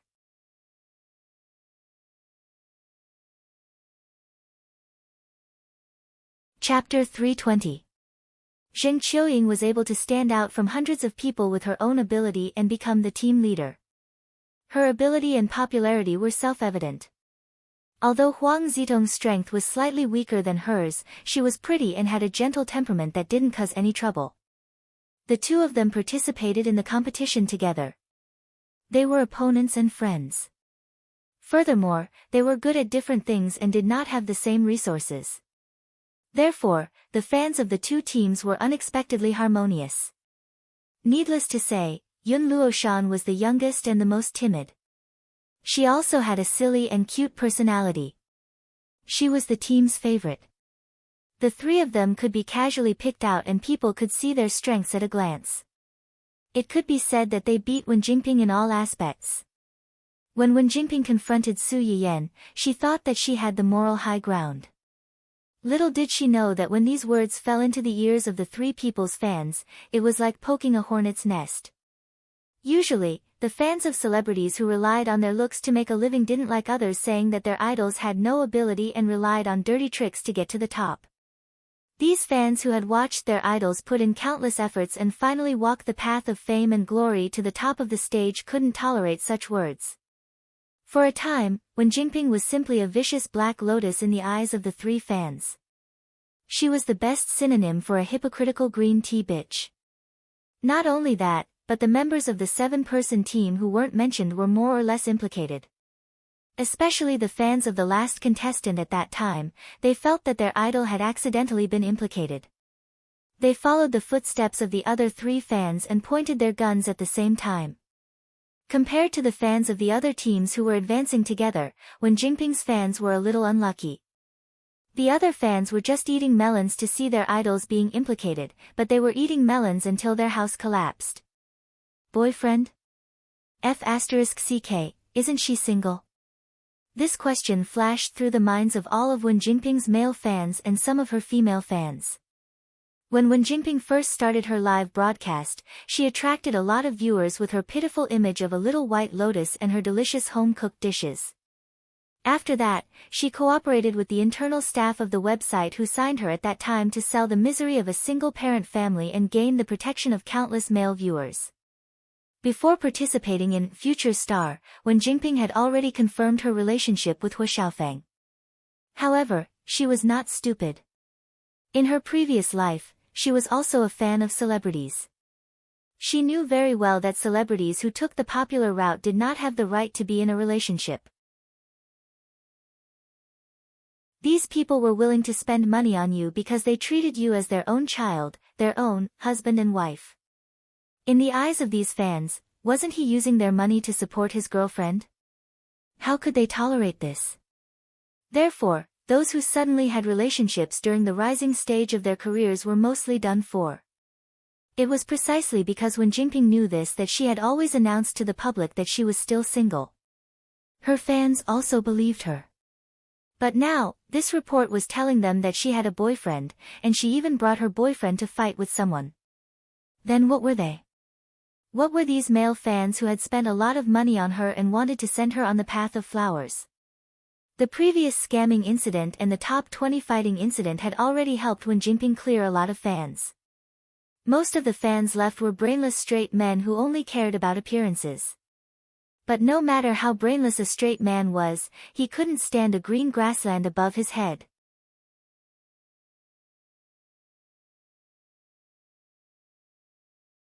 Chapter 321. Wen Jingping's fans and her own anti-fans could not be bothered to argue with them. One by one, they swarmed onto Wen Jingping's official account, demanding an explanation. While all this was happening, Wen Jingping was still angry that Su Yiyan had humiliated her in front of so many people. Just as she logged into her official account and was about to express her sadness, Su Yiyan saw a screen full of mockery and doubts. She almost fainted on the spot. However, this was just the beginning. Su Yiyen saw Wen Jingping's male fans rioting, and a hint of schadenfreude flashed across her eyes. In her previous life, Wen Jingping did not reveal her relationship with Hu Xiaofeng to the public until her death. In the original novel, their relationship was only revealed later on when Wen Jingping's career was smooth sailing and she received the approval of the male lead's family. At that time, Wen Jingping had already been promoted to the throne of Best Actress. She had a lot of male confidence, and her position in the industry was unshakable. Not only did this matter not affect her career, but she also received a lot of blessings. Now, the time was not right. Wen Jingping's reputation had not changed yet. Most importantly, some of her male confidants had not yet taken their positions, and some had already changed sides. The sudden revelation of their relationship was undoubtedly a fatal blow to her. Su Yiyen had just finished laughing when a familiar notification sound rang in her mind. Congratulations on stealing the female lead's golden finger. Progress +10. Current progress is 20. Please continue to work hard. Su Yiyen narrowed her eyes. Just by revealing their relationship, the progress has increased by 10. According to the system's evaluation, revealing the relationship of the male lead and female lead early will cause the female lead to lose the support of most of her fans. At the same time, it will also affect her future interactions with other important male supporting characters. Therefore, it is determined to be 10. It will affect her future interactions with other important male supporting characters. Su Yiyen thought about it and understood. In the original novel, Wen Jingping was indecisive and couldn't bear to hurt those who loved her. To put it bluntly, she was like a social butterfly, coming and going from one outstanding man to another. Apart from the male lead, she kept countless spare tires for herself in case of emergencies. The way she flirted with these spare tires was actually quite low class. She lied that she and Hu Xiaofeng were just friends, or described Hu Xiaofeng as her suitor. When these men developed feelings for her and became jealous of her intimate contact with Hu Xiaofeng, she would then push the blame to her agency. She told them that her management company had asked her not to disclose her relationship with Hu Xiaofeng to the public when her career was on the rise. That was why she had kept it a secret from them. She did not lie to them on purpose. At that time, the supporting male lead had already developed feelings for her and naturally couldn't bear to scold her. When he saw her weeping like a pear blossom in the rain, his heart also softened. He couldn't leave and could only willingly be her bootlicker spare tire. Now, when Jingping's trump card had already been broken and her reputation was more or less ruined. Unless it was those special lovers who liked to make others jealous, if these people could still have any interactions with Wen Jingping, it would probably be Wen Jingping taking the initiative to be their bootlicker and not them rushing to be her protector god. If we start from this aspect, I'm afraid the current situation is still lacking. Su Yiyen rubbed her chin and pondered for a moment. She called the company's public relations department and asked them to find a group of Big V accounts to take the initiative to expose the matter between her and these two people.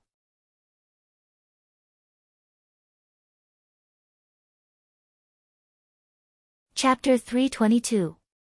Therefore, before the news of Wen Jingping trampling on her peers was over, a bunch of so-called insiders appeared one after another. They started to reveal the identities of the three protagonists in the report, as well as the love and hate between the three in the video. The onlookers dropped their jaws. Although the blogger has tried her best to explain the relationship between the three in a subtle and objective way, the man dated the second female lead when he was still engaged to the first female lead. He even took advantage of his father's birthday to ask the first female lead to break off their engagement in front of countless guests. He even pushed the first female lead down the stairs during the argument and sent her to the hospital. In summary, isn't it just a scumbag cheating mistress who spoils his concubine and neglects his wife? So this White Lotus is a mistress. Thank you to the class representative above. I knew there was nothing wrong with the blogger's description, but I kept feeling that something was off. I instantly felt that the man was a scumbag and the second female lead was a whore. I feel sorry for the first female lead. No wonder in the previous video, the second female lead pretended to apologize to the first female lead. When the first female lead asked her what she was sorry for, the second female lead immediately changed the topic. As a mistress, of course, she was embarrassed to say it in public. If she said it out loud, she would be scolded to death. She was embarrassed. If she was really embarrassed, she wouldn't have been a mistress. She didn't say it because she wanted people to think that she was the victim and lead the public to blame the first female lead. The funniest thing was that she actually accused the first female lead of taking revenge for a personal grudge and deliberately harmed her. Even if the first female lead harmed her, she deserved it. Not to mention that the other party didn't harm her at all. She's not capable enough, but she still wants to smear others to clear her name. What kind of a venomous woman is this? It's really chilling. When Hu Xiaofeng received Wen Jingping's call for help, public opinion had already pinned him and Wen Jingping on the pillar of shame as a scumbag and a mistress. Hu Xiaofeng had never suffered such humiliation in his life. He immediately hired a group of internet trolls to argue with this group of people. The internet trolls' strategy to clear their name was simple. They simply thought that the two of them were originally in a business marriage and had no feelings for each other. The man met his true love and broke off the engagement to pursue her bravely. There was nothing wrong with that. Otherwise, it was just like what Su Yiyan had predicted. The man didn't want the first female lead and wanted the second female lead instead. There must be something wrong with the first female lead that even her man couldn't stand it. She deserved to be cheated on. Such a whitewashing statement was, of course, rebuked. A business marriage should have integrity. Don't blame others for taking revenge on you. Seeing that this was not going to work, the fake reviewers turned to quibble that Hu Xiaofeng was daring enough to pursue true love, of S to us of the. Do you think the whole world revolves around you now that you're the one who's talking? Pfft. Su Yiyan couldn't help but burst out laughing when she saw this. She secretly sighed that some netizens were quite talented. They could always hit the nail on the head and hit the nail on the head. Just as she was about to continue watching these sources of happiness, the screen changed. Ling Xiaoqi's call request popped up. Su Yiyan didn't think much about it and picked it up. She heard her best friend's heart-wrenching roar as soon as the call connected. Yiyan, now. Immediately. Immediately. Come and pick up your little bastard. If you're late, I can't guarantee that you'll see him alive.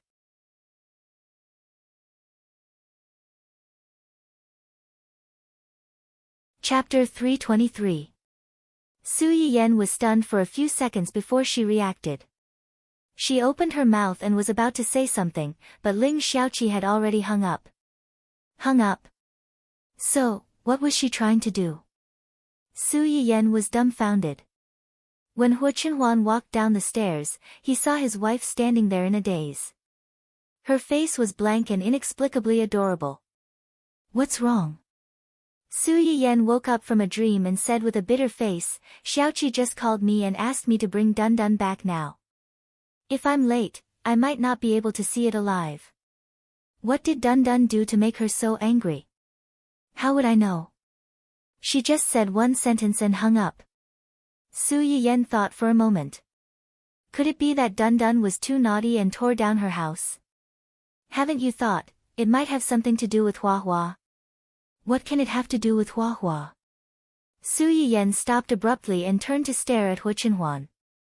A few seconds later, Su Yiyan could not help but suck in a breath of cold air. She shouted outside the courtyard, Uncle Zhang, prepare the car. It was originally Zui Yanbai who stayed at the old mansion to take care of Hu Qinhuan today, but Hu Qinhuan had something to ask him to do, so Yuzian came over. Along the way, Su Yiyan urged Yuzian several times as if she was on fire. Yuzian didn't feel annoyed. He only found it funny. Don't be nervous, young madam. Miss Ling is your best friend. She won't do anything to Dun Dun even if she's angry. You don't understand. Su Yiyan sighed. Xiaoqi might be gentle and soft, but if she's really pissed off, no one can stop her. Su Yiyan held Hu Chenhuan's hand tightly and said sadly, I'm really worried that if we're late, she'll really stew Dun Dun into dog meat hot pot in her anger. Dog, hot pot. As soon as Hu Chenhuan heard the word, hot pot, she subconsciously thought of the hot pot Su Yiyan had made before and asked in a low voice, is it delicious? Su Yiyan. Darling, wake up, that's our cub. Yu Zian. Although he was also very curious about this question, young master, to ask this question in front of young madam. A group of people rushed to Ling Xiaoqi's house full of worries. Before they entered the door, they heard Ling Xiaoqi's angry roar, stop, stop, stop, don't come over. If you dare to come closer, I will kill you. Do you know what kacha means? It means. Su Yiyan's mouth twitched when he heard this, and he couldn't continue listening. He opened the door and rushed in. Okay, we're here.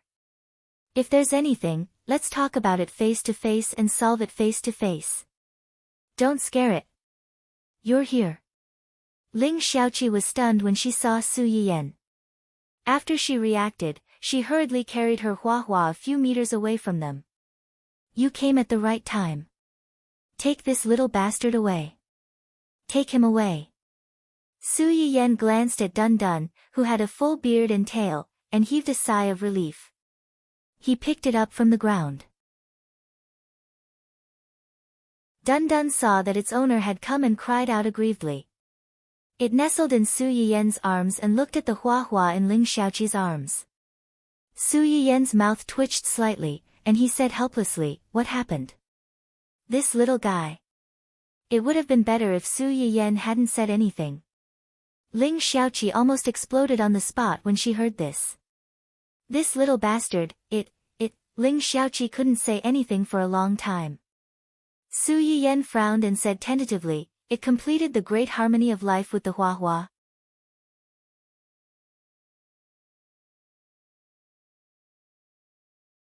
Chapter 324. Ling Xiaoqi, Hu Chenhuan and Yu Zian, who were following closely behind. What kind of great harmony was this? Ling Xiaoqi was thunderstruck by this description. It took her a few seconds to react, and she burst into tears on the spot.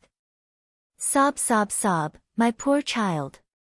From now on, you're no longer the pure and innocent you from before. Su Yiyan, Hu Chenhuan, it turned out that Dun Dun had followed Ling Xiaoqi home for the past 2 days. Although it liked to hang out with Hua at first, it was still well behaved. In addition, Hua was stronger than it, so even if it had any ulterior motives, it would be suppressed in a matter of minutes.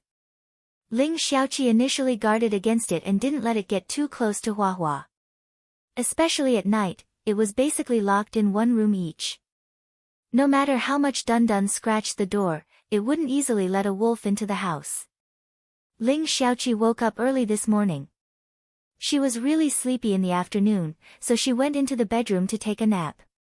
Unexpectedly, when she woke up and walked out of the room, I saw this little bastard riding on top of our Hua. Ling Xiaoqi still felt stifled when she recalled the scene. If looks could kill, then this lustful, short-legged brat would have been killed 1,000,000 times over by her. Su Yiyan also didn't expect that her silly dog would have such dumb luck. It actually succeeded. She immediately hugged Dun Dun and kissed it. She praised it sincerely, well done. Yu Zian. Hu Chenhuan, Su. Yan. Ling Xiaoqi completely exploded. Su Yiyan's expression stiffened. She smiled awkwardly and said, it's its fault. It's all its fault. How could you do this without permission? Are you a little hooligan? You're too impulsive. What did I teach you before? No matter who it is, you can't do this to anyone. You've really disappointed me. Dun Dun. How could you be a coward at such a critical moment? Dun Dun, who was betrayed by its owner, could only turn around and look at its dog father. Hu Chenhuan received its pleading gaze, but silently looked away and pretended not to see anything. Dun Dun? Didn't we agree to be each other's angels? How could you ignore me at a time like this? Of course, it's its fault. Otherwise, is it our Huahua's fault? Su Yayan's good apology made Ling Xiaoqi's anger subside a little. But when he thought that from today onwards, his own child would no longer be a virgin, he still felt incomparably stifled. It's a pity that our Huahua is still a baby.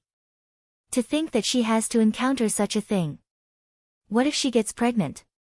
Oh, why is our Huahua's life so hard? Me too. How could I have been so soft-hearted and brought it back? I knew it was a troublesome little bastard, but I still brought it back. I really brought a wolf into the house. I regret it so much. Ling Xiaoqi's face turned pale. She seemed to have imagined the terrible future. She looked at Su Yiyan and Su Yiyan with resentment. Therefore, in the next 10 minutes or so, Su Yayan and Hua Chenhuan experienced in advance the terrible experience of their brats falling in love at such a young age and impregnating the girl's belly. It was a terrible experience of causing the girl's parents to fall in love with her and lose all their face. Yu Zian stood at the door and looked at the two high-spirited people who no one dared to look down on. However, when they were read, they lowered their heads in shame and repented. Not only did he not feel the slightest bit of sympathy, he even felt a little amused.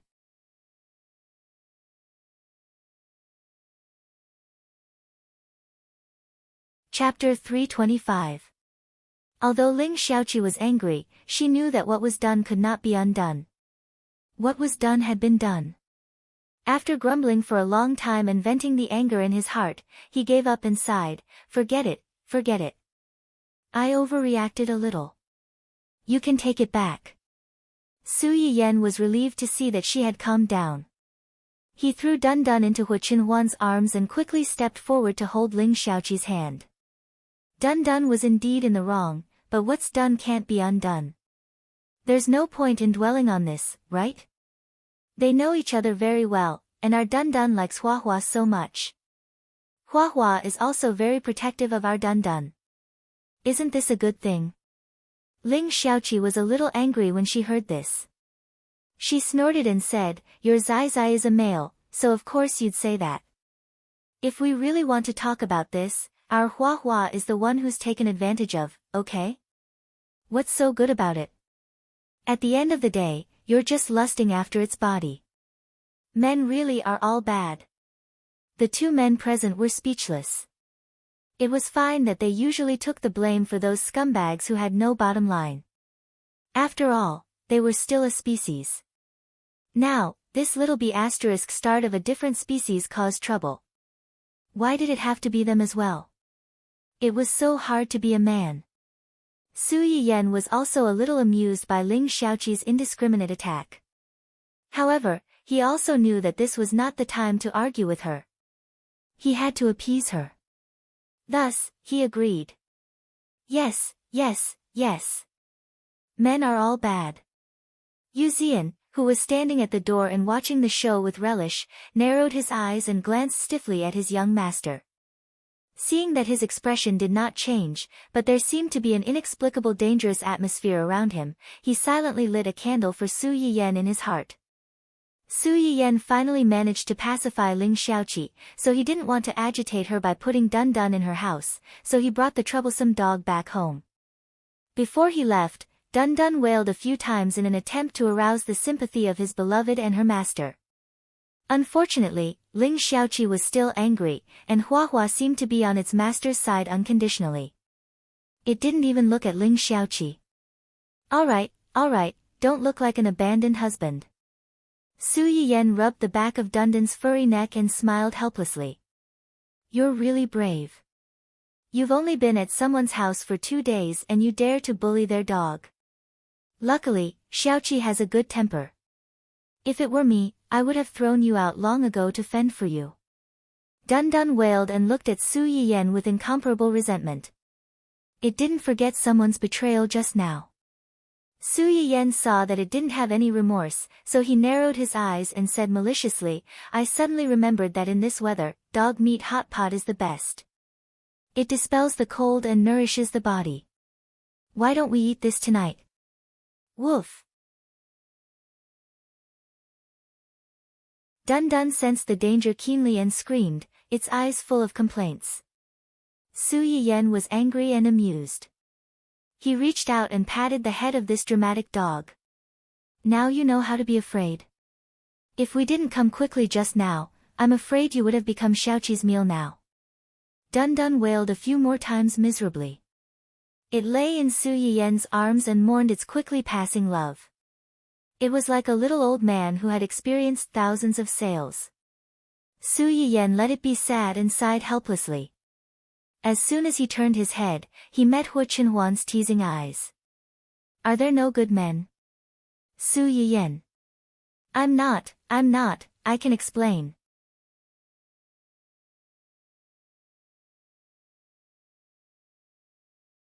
Chapter 326. Su Yiyen laughed dryly and said with a fawning expression, Xiaoqi's situation is special, so she will occasionally be a little sexist. Don't take it to heart. Hu Qinhuan was not so easy to fool. I only take your words to heart. You said that there are no good men. I had no choice but to agree with her. Really? Su Yiyen looked at Hu Qinhuan's face, carefully pulled his sleeve, and tentatively asked, Are you angry? Hu Qinhuan was really not angry. As Su Yiyen said, she had no choice but to agree with her just now. She was not really dissatisfied with him, so he would not be angry because of this. But when he heard Su Yiyen ask him softly if he was angry, and her tone was full of nervousness and fawning, Hu Qinhuan's eyes darkened slightly, and he admitted shamelessly, yes. Are you really angry? Su Yiyen immediately moved closer. Don't be angry. I promise I won't say that again. Hu Qinhuan's expression did not change, and he did not speak. Su Yiyen blinked and continued to probe. Then what should I do to make you not angry? Hu Qinhuan still did not speak and just stared at her. What did this mean? Su Yiyen frowned and thought for a moment. Finally, she gritted her teeth and leaned over to kiss Hu Qinhuan's lips in front of Yu Zian. A light flashed in Hu Qinhuan's eyes, but the expression on his face still did not change. Su Yiyen's heart skipped a beat when she saw this. Could it be that she was wrong? Even this method didn't work? Before she could think more, she heard Hu Qinhuan say unsatisfactorily, just once. Su Yiyen, Yu Zian, who thought he had misheard. Su Yiyen did not know whether to laugh or cry, but he also breathed a sigh of relief and said without any pressure, then let's kiss a few more times. After saying that, she took the initiative to lean over and kiss him a few more times. Every time, it was a kiss on the lips. Yu Zian, who had been bullied for no reason, was speechless. Hey, that's enough. Don't bully a single dog like this. Dun Dun, who was still in Su Yiyen's arms. That's enough. Was this really appropriate in front of a lovelorn dog that had just been heartbroken? Dun Dun, who had just been brought back, once again had the idea of running away from home. This heartless world had truly broken its heart. Su Yiyen kissed her several times before stopping. He smiled and said, You're not angry anymore. Yes. Su Yiyen breathed a sigh of relief. Then, as if he had thought of something, he stared into Hu Qinhuan's eyes and said with a faint smile, You are indeed not a good person. Yu Zian, who had thought that this matter was finally over. Young madam, are you crazy? You finally managed to coax him, and now you're saying this again. Are you planning to coax him again? Hu Qinhuan was stunned. He thought that Su Yiyen had sensed that he was pretending to be angry and had angered her instead. Just as he was about to explain, he heard Su Yiyen say, You are a good husband. Yu Zian was speechless. Do you guys like to take such long pauses when talking? A faint blush flashed across Hu Qinhuan's face. Although he didn't say anything, Su Yiyen could see the pure joy in his eyes. He was really easy to coax. Su Yiyen couldn't help but laugh. However, she slowly reached out and took the initiative to hold Hu Qinhuan's hand. Although these words were said to coax him, they were also from the bottom of her heart. In her eyes, there was no better husband in the world than Hu Qinhuan. And in the future, if they could have children of their own, he would definitely be the best father in the world.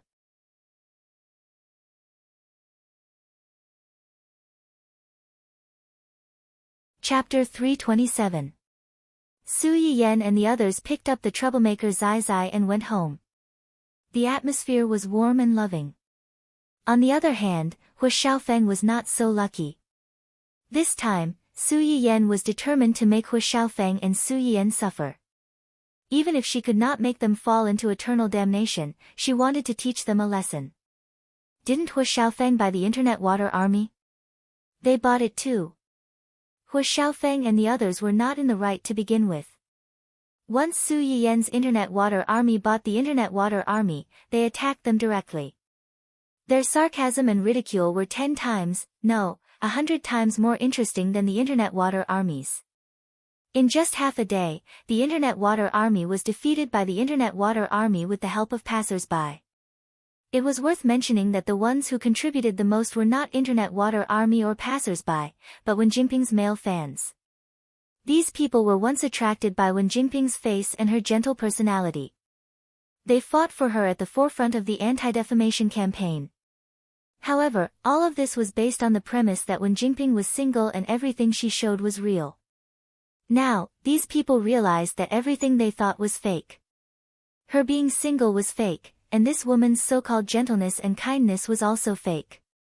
Other than her face, everything else about her in front of the camera was fake. They hated her now as much as they liked her in the past.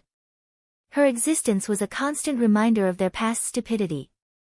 Hu Xiaofeng looked at the screen full of mockery and curses. His face was gloomy to the extreme. His resentment towards Su Yiyan and the Su family reached its peak. Even now, he still did not feel that what he did in the past was wrong. He just liked a woman and did not want to accept his family's arrangement to marry a woman he did not like. Why did everyone have to go against him? Compared to Hu Xiaofeng, who was full of anger, Wen Jinping was more terrified when she saw these comments. Mistress? Why did everyone treat her as a mistress? She was not a mistress. She and Hu Xiaofeng were clearly in love with each other. Why did she call them a scumbag, a slut, and a two-timing mistress? This was completely different from the perfect love between Cinderella and the prince that she had imagined in her mind. Weren't the fiancés of the male protagonists in romance novels all vicious female supporting characters who would eventually be condemned as cannon fodder? Their marriage was just a business alliance. There was no emotional foundation. She was Hu Xiaofeng's true love. How could these people scold her without knowing anything? She didn't do anything wrong. It had to be said that from a certain point of view, these two people could be considered a perfect match. How similar were their perspectives when thinking about problems. However, now that things had escalated to this point, it was no longer something they could control. Hu Xiaofeng looked at Wen Jinping's deathly pale face and thought of how she had risked her life to save his life a few days ago. His heart softened and he comforted her softly, "It's okay, it's okay. These people are just jealous of us. Their words are clear and logical, but if they really meet us, they may be even more resolute than us. Moreover, don't be fooled by how fiercely they are scolding us now. After a few days, they will definitely forget about it. It was originally something that had nothing to do with them. They will just talk about it and forget about it the moment they turn around." Really? Wen Jinping looked at Hu Xiaofeng with reddened eyes. She had lived 2 lives, but she was not as naive as Hu Xiaofeng. Perhaps Hu Xiaofeng's words were not without reason. These people who were following the trend and scolding them now would soon forget about this matter. However, the internet had memories. For those who did not like her, if she did not handle this matter well, it would be a stain on her life.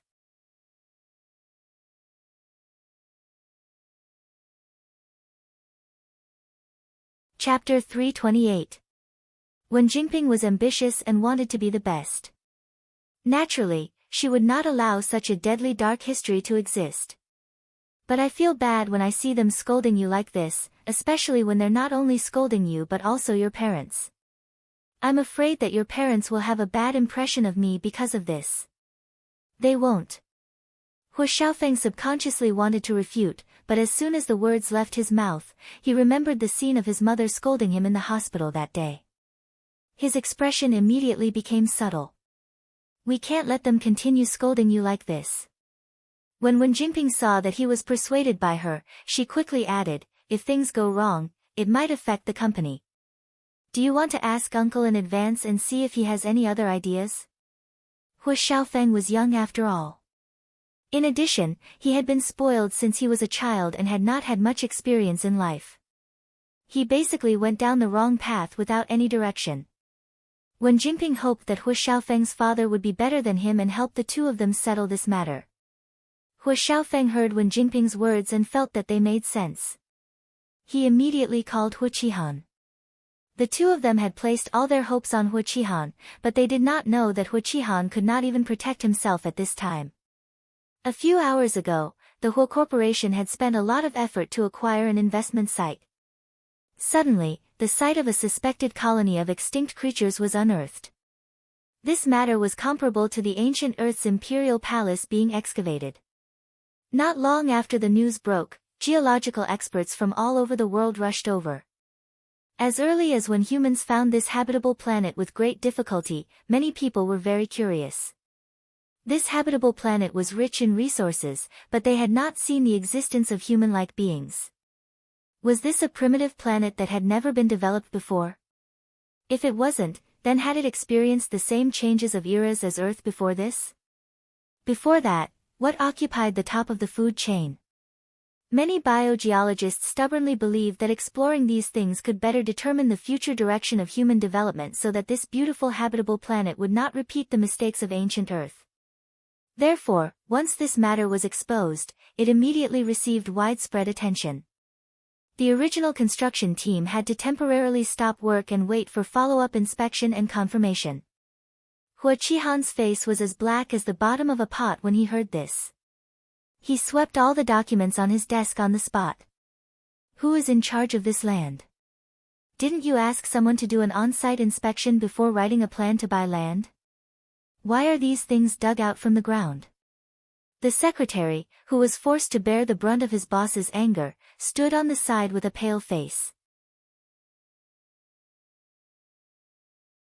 After a while, he said in a trembling voice, "The person in charge of this land seems to be Captain Hua." Hu Qihan's eyes narrowed slightly. Only then did he remember that when Hu Xiaofeng first entered the company's senior management had questioned his ability. After all, Hu Qihan only had one son. Naturally, he couldn't bear to see others criticize him, so he handed over an important project in the company to him. He asked him to focus on inspecting a few pieces of land, make an evaluation report based on the results of the inspection, and finally decide on a piece of land as the cornerstone of the project. After all, this was his son's first performance result after entering the company. Although Hu Qihan helped guide him, he couldn't do too much on the surface. Otherwise, even if it was really done in the end, in the eyes of others, he would be the one who opened the door for his son and not Hu Xiaofeng's own ability.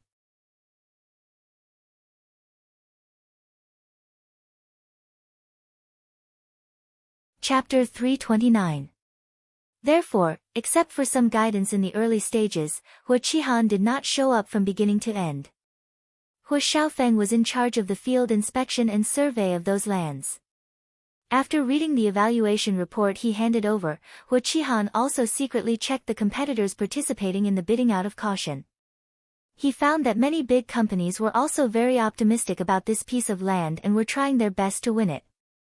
Naturally, he thought that this land did indeed have great development prospects. When he learned that Hu Xiaofeng had won this land, he was happy for a long time. He felt that his son could win against those old foxes and give him a lot of face. But now, Hu Qihan wished he could go back in time and stab this scourge to death. Then, he would stab himself to death. Where's Hu Xiaofeng? He made such a big mistake. Where is he now? Hu Qihan slammed the table loudly. As his father, you don't even know where he is. How would I know? The secretary silently complained in his heart, but he said, Team leader Hu took sick leave 2 days ago and has not returned to cancel his leave. He is not in the company for the time being. When Hu Qihan heard the words, sick leave, he immediately thought of the terrible things Hu Xiaofeng had done 2 days ago and became even angrier. Contact him right now and ask him to come to the company. If he doesn't come, he doesn't have to come for the rest of his life. Okay, I'll go right away. When the secretary heard this, he felt as if he had been granted amnesty. He turned around and was about to run out when Hu Qihan's cell phone rang. Seeing the caller ID on the screen, Hu Qihan frowned slightly and shouted, "Wait, you don't have to go." He called me. Hu Qihan thought that Hu Xiaofeng had seen the news and knew that something big had happened in the company. Only then did he remember to call him. Unexpectedly, as soon as the call was connected, Hu Xiaofeng took the initiative to explain the ins and outs of the matter and begged his father to help clean up the mess. If this had happened under normal circumstances, Hu Qihan might have been angry, but he might have helped him clean up the mess. But it was different now. Hu Qihan's mind went blank when he heard his son's words. "What did you say? You took that woman to Su Yiyan, and your previous engagement with her was exposed. Now, everyone is scolding you and that woman?" Hu Xiaofeng did not realize that something was wrong.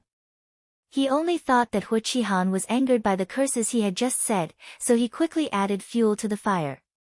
"Yes, Dad, you don't know how vicious that B***tch Su Yiyan is. She insulted little Ping inside and out in front of everyone, and she even got someone to record it and post it on the internet, causing others to dig up all our secrets. It's fine if a lot of people are scolding me and little Ping, but now they're scolding you and my mom." Hu Qihan was so angry that he almost fell back. "Is there something wrong with your brain? Don't you know how much the Su family hates you and that B***tch beside you after the engagement was called off? You even insisted on bringing people to the Su family. If they don't insult you, do you think they'll flatter you nicely?" Hu Xiaofeng did not expect Hu Qihan to have such a reaction. He was stunned for a few seconds and became angry. He said unhappily, "Dad, how can you speak for that bitch? It's obviously that bitch who went too far." Hu Xiaofeng was still cursing on the other end. Hu Qihan was so angry that his whole body was trembling. His vision turned black. Finally, his body swayed and he fell back. "President? President! Someone, the president fainted. Call an ambulance."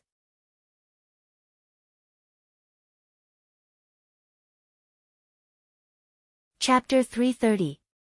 The secretary's heart-wrenching roar resounded throughout the Hu Corporation building, and the president's office was instantly in chaos. At the same time, Su Yiyan's mind rang with the system's notification again. "Congratulations to the host for snatching the female protagonist's golden finger, progress +10. Current progress, 30. Victory is in sight, please keep up the good work." Su Yiyan was slightly stunned, her face full of surprise and confusion. What happened? Why did it add another 10 points? The host can search for ancient creature ruins discovered at Hu Corporation's construction site. Ancient creature ruins? Su Yiyan was even more surprised, and quickly searched for the news according to the system's instructions. Sure enough, this news was already at the top of the trending news list, and it was all red. Ancient creature ruins discovered at Hu Corporation's construction site. Doesn't that mean their project has to be suspended? What were they planning to do with this land? To develop real estate, and they have already invested a lot of money in the initial investment. Su Yiyan raised her eyebrows and gloated. So, Hu Qihan is in trouble. According to my understanding, the main person in charge of this project is the male lead, Hu Xiaofeng. Hu Xiaofeng is in charge of this project? Su Yiyan was shocked again. In her opinion, Hu Xiaofeng was a nobody who despised dogs. Hu Qihan had actually given him full responsibility for such an important project. He must have lost his mind. If this matter was blown up, the Hu Corporation would definitely suffer heavy losses. As the main person in charge, Hu Xiaofeng could not absolve himself from the blame. As the company's president, Hu Qihan could not escape responsibility no matter who was involved in this matter, not to mention that the person involved was his own son. He would probably be implicated to death. The Hu Corporation is Hu Xiaofeng's confidence and reliance. Now that he has caused such a big mess, it is very likely that he will be kicked out of the Hu Corporation. Even if he is not kicked out, the company's internal staff will definitely be full of opinions about him, and his reputation will plummet. Is that why the system added 10 points to my score?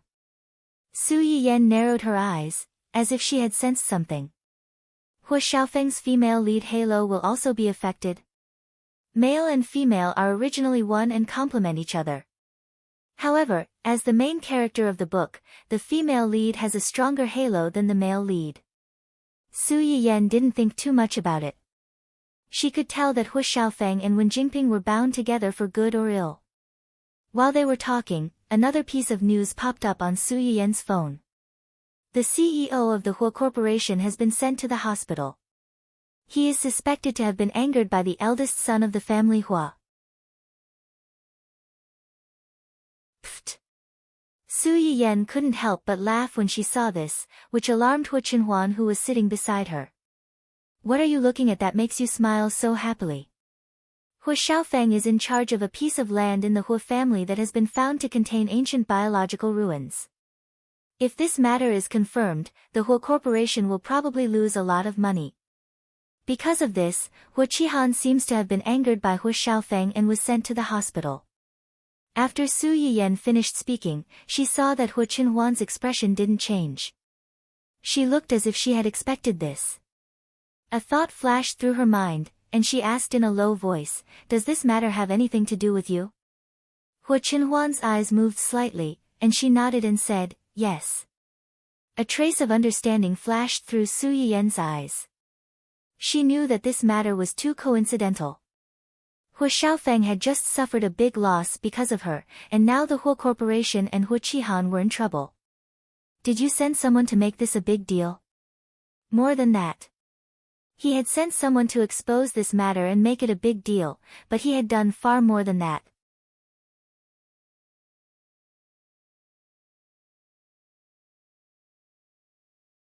Chapter 331. Su Yiyan was silent for a long time after hearing Hu Chenhuan's words. Hu Chenhuan noticed the change in her expression. His eyes darkened as he probed, "Do you think I'm too heartless?" Su Yiyan looked up at him in confusion. Heartless? Then, as if she had heard a joke, she couldn't help but chuckle. Why would you think that? Do you think I don't know what kind of people Hu Qihan and his family are? I'm not a saint. I won't sympathize with them at a time like this. Besides. Su Yiyan moved closer to Hu Chenhuan and looked straight into his eyes. I believe you. You must have a reason for everything you do. Whether it's for yourself or something else, I will believe you unconditionally and support you. Hu Chenhuan's heart was finally at ease because of Su Yiyan's words, and his eyes were filled with warmth. Now that this matter has become so big, how will it be dealt with in the future? If this was the only matter, Hu Qihan might choose to have a good talk with these geologists and get some compensation from them to make up for the company's losses. Su Yiyan understood the meaning behind Hu Chenhuan's words and asked curiously, "Can't we do that now? Did you forget that you just exposed Hu Xiaofeng and that woman?" Su Yiyan blinked and looked puzzled. What's the connection between these two things? The group of people you hired not only scolded Hu Xiaofeng and that woman, but also Hu Xiaofeng's upbringing and the Hu Corporation. Su Yiyan didn't expect Hu Chenhuan to know that she had hired a group of people. She blushed and muttered in embarrassment, "How do you know everything?" "I'm worried that you'll be wronged, so I naturally have to pay more attention to everything." Hu Chenhuan said this seriously, but Su Yiyan smelled a hint of sweetness in his words, and the smile on her lips couldn't help but widen. Who told him to call his father the person in charge of the Hu Corporation when he came to cause trouble for me? He even threatened our company's security personnel to teach them a lesson. I want to see who will teach who a lesson. Hu Chenhuan loved Su Yiyan's arrogant and vengeful look. He smiled and said, originally, these two things really have nothing to do with each other. But because of the group of people, and what you said just now, Hu Xiaofeng used the Hu Corporation and Hu Qihan's name to threaten them in the video. This made many people doubt the Hu family's upbringing, and it also affected the Hu Corporation's reputation. At this time, the Hu Corporation suddenly discovered ancient biological relics in the development zone. If the Hu Corporation also announced that they wanted a huge amount of compensation, what would the consequences be? Su Yayan came to a sudden realization. Those righteous people on the internet will definitely say that they are greedy, black-hearted capitalists. The bigger the company, the more attention they pay to their reputation. Hu Qihan originally had a chance to make up for this mistake. Now that he has been affected by Hu Xiaofeng's matter, there is only one path in front of him. What is it? Donate that land unconditionally to protect the company's reputation. Sacrificing a rook to save the king was indeed the only way, but, will he do that? He has no choice. If he doesn't do this, he will destroy the Hu Corporation's foundation. Even if he doesn't want to, there will be people who will force him to do it. But will the company's senior executives let him make this kind of decision? Hu Qinhuan narrowed his eyes and chuckled. They will. They know very well that this is the only way. But knowing is one thing, it is impossible for them not to feel resentment.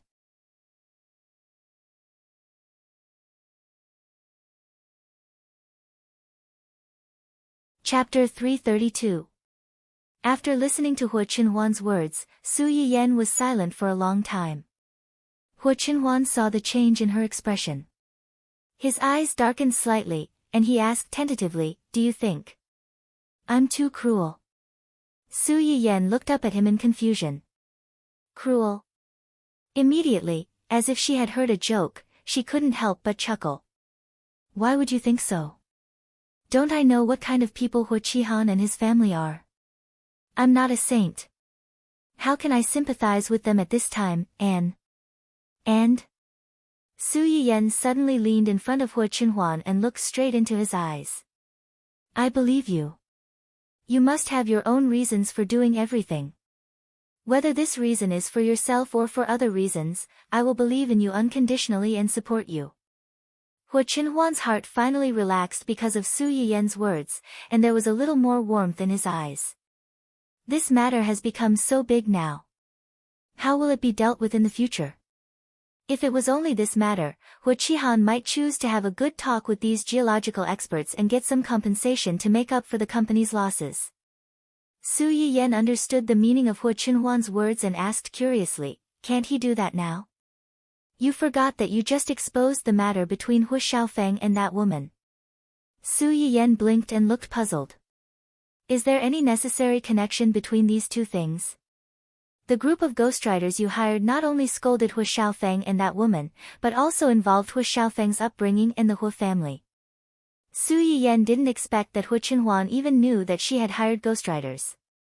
She blushed slightly and muttered embarrassedly, how do you know everything? I was worried that you would be wronged, so naturally, I had to keep an eye on everything. Hu Qinhuan said these words in a serious manner, but Su Yiyan smelled a trace of sweetness from it, and the smile on the corner of her mouth could not help but widen. Who told him to claim that his father is the person in charge of the Hu Corporation when he came looking for trouble with me? He even threatened our company's security personnel to teach them a lesson. I'd like to see who's the one who's humiliating the other. Hu Qinhuan loved Su Yiyan's vengeful look. She smiled and said, originally, these two things were indeed unrelated. However, because of the influence of the Internet Water Army and what you just said about Hu Xiaofeng using the name of the family Hua and Hu Qihan in the video, many people began to doubt the upbringing of the Hu family. It also affected the Hu family's reputation. At this time, it was suddenly revealed that the Hu Corporation's development zone had excavated the remains of ancient creatures. If the Hu Corporation were to ask for a huge compensation at this time, what would the consequences be? Su Yiyan was suddenly enlightened. The righteous people on the internet will definitely say that they are greedy and black-hearted capitalists blinded by greed. The bigger the company, the more it values its reputation. Hua Qihan originally had a chance to make up for this mistake. Now that he has been affected by Hua Xiaofeng's matter, there is only one way in front of him. What? Donate that land unconditionally to protect the company's reputation. Abandoning the rook to save the king was indeed the only way, but, will he do that? He has no choice. If he doesn't do that, he will destroy the foundation of the Hua Corporation. Even if he doesn't want to, someone will force him to do it. But will the company's senior management allow him to make such a decision? Hua Qinhuan narrowed her eyes and chuckled. They will. They know very well that this is the only way.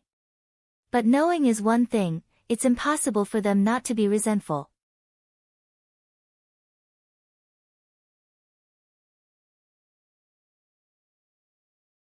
Chapter 333.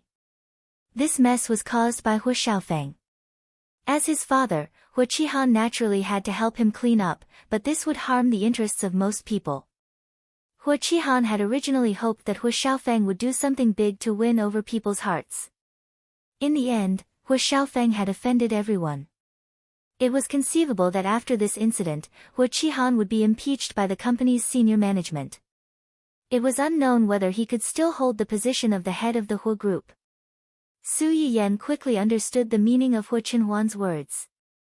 She secretly sighed that giving birth and teaching children was also a skill. If she accidentally raised a debt collector like Hua Xiaofeng, not only would she not be able to enjoy her family life, but she might also lose her chastity in her later years. She wondered if Hua Qihan was so angry that he wanted to stuff her back into Mrs. Hua's womb to be reborn. After sighing, Su Yiyan seemed to think of something. She raised her eyebrows and said, "You didn't expect this early on, so you asked someone to expose this matter at this time, did you?" Hua Qinhuan smiled. "I mainly wanted to vent for you." She had initially set up this trap to trap Hua Xiaofeng's family, but it was also good to expose this matter at this time. It was one thing to have a long-term plan to take back the Hua group, but the most important thing was that they had touched someone they shouldn't have and touched his bottom line. Su Yiyan snorted and said proudly and happily, "You have a sweet mouth. I hope that Hua Qihan's family will be hurt this time and won't jump in front of me in the future. Don't be afraid. We'll deal with them every time they come. Let's see if their blood is thicker or my knife is faster." Su Yiyan was stunned. It took a while for her to react to what Hua Qinhuan had said. She laughed out loud. "Now that you mention it, I kind of hope that they will come a few more times." Hua Qinhuan's eyes flashed slightly, and she said jokingly, "You want to see them in a sorry state so much?" "Yes. Then I'll find someone to broadcast it to you on the day they are impeached." "Okay." Su Yiyan reacted only after responding. She turned her head to look at Hua Qinhuan in confusion. "Why did you get someone to broadcast this live? Don't tell me, you have people in the Hua Corporation?" Hua Qinhuan gave her a meaningful smile but did not answer her directly. Su Yiyan thought about it carefully. If he didn't have people in the Hua family, how could Hua Qinhuan know about Hua Qihan's family's movements so quickly and in detail? As for who this person was, Hua Qinhuan didn't want to tell her, so she didn't ask. The process wasn't the most important thing, but the result was. Hua Qinhuan and Su Yiyan had just arrived home when the Hua Corporation's incident was in an uproar. It was worth mentioning that Hua Qinhuan suddenly felt her lower limbs twitch at noon today. Although it was very slight, Su Yiyan was still very happy.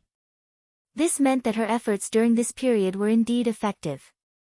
Hua Qinhuan's necrotic nerves were waking up little by little. Even if the awakening process might take a long time, and the process would be more complicated and difficult, at least the two of them saw hope. Su Yiyan could never forget Hua Qinhuan's shocked, confused, flustered, and perturbed expression when she felt the movement in her lower limbs. At that moment, Su Yiyan was excited and inevitably felt a little distressed. In order to celebrate this matter and let Hua Qinhuan feel some sense of reality, Su Yiyan decided to cook a big meal to celebrate. For this reason, the audience who had been waiting for Su Yiyan's live broadcast room finally saw someone's long-awaited live broadcast.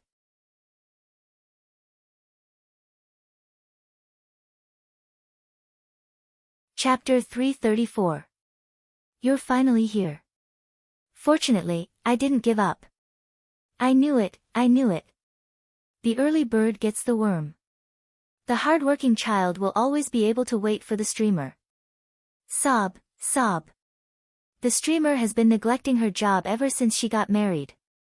Originally, she only updated once a day, once every 3 days, and once a week. Now, I'm satisfied if she can update once every half a month.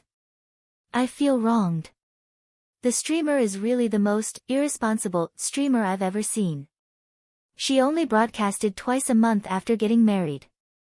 Doesn't she know that no matter how popular the streamer is, it's easy to be forgotten without exposure? Has the audience all run away? As a true fan of the streamer, I really want to persuade the person above to understand that the streamer and her husband are newlyweds after their wedding. It's inevitable that the audience will be left out. As an audience, I really want to say, let's go, let's all go.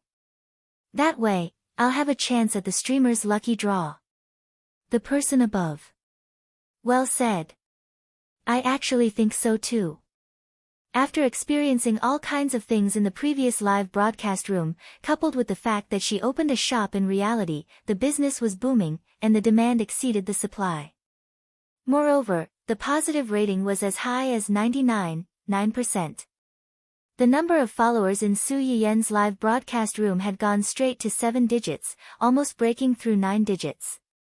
She could be regarded as the veritable #1 streamer on the website. Who knew how many people's eyes were red? Su Yiyen restarted her live broadcast after a long hiatus. All of a sudden, more than half of the overall traffic of the entire website was absorbed, and a large wave of new traffic was introduced at the same time. This group of people was eyeing covetously, waiting for Su Yiyen to finish her live broadcast to enter the lucky draw. They couldn't wait for more people to leave so that their chances of winning the lottery would be greatly increased. Of course, not everyone was kind to Su Yiyen's absence during this period. Under a lot of complaints, there were also some sour ridicule, such as, this person is arrogant when she's popular. Other streamers live for 3 hours a day, hundreds of hours a month, and don't even have a day off.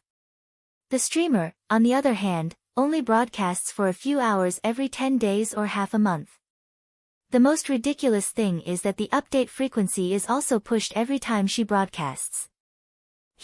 Does the streamer have some unspeakable relationship with the higher-ups of the live broadcast platform? Finally, there's someone who understands. If I remember correctly, there's a requirement for the length of the live stream every month when the host signs a contract with the platform, right? It's good enough that the platform didn't sue a streamer who broadcasts twice a month, but they actually rejected her. Could it be that she has some kind of PY deal with the company's higher-ups? This kind of sour tone, as well as the inexplicable and consistent reasons for the blame, just by looking at it, it was obvious that the streamers who were jealous of Su Yiyen had deliberately hired the water army to slander her. There were also some angry customers who couldn't get a reservation in Su Yiyen's medicinal cuisine restaurant. They gritted their teeth and jumped up and down. The good reviews of the streamer's physical store were probably paid by the water army. I used my ID to make a reservation. If there were too many people, I wouldn't have been able to make a reservation. Why did they say that they didn't support ID verification? Is this discrimination against ordinary consumers? If it was the former, the fans would spontaneously attack the other party until they were speechless, and Hu Chenhuan would also have her account banned. If it was the latter, although Hu Chenhuan would also have her account banned, she posted an explanation at the top of the live broadcast room. Mountain Yu Fusu, the medicinal cuisine restaurant will not accept viewers whose accounts have been banned. The medicinal cuisine restaurant will also not accept viewers who have slandered the streamer more than twice on major public forums, including their families. I hope everyone knows.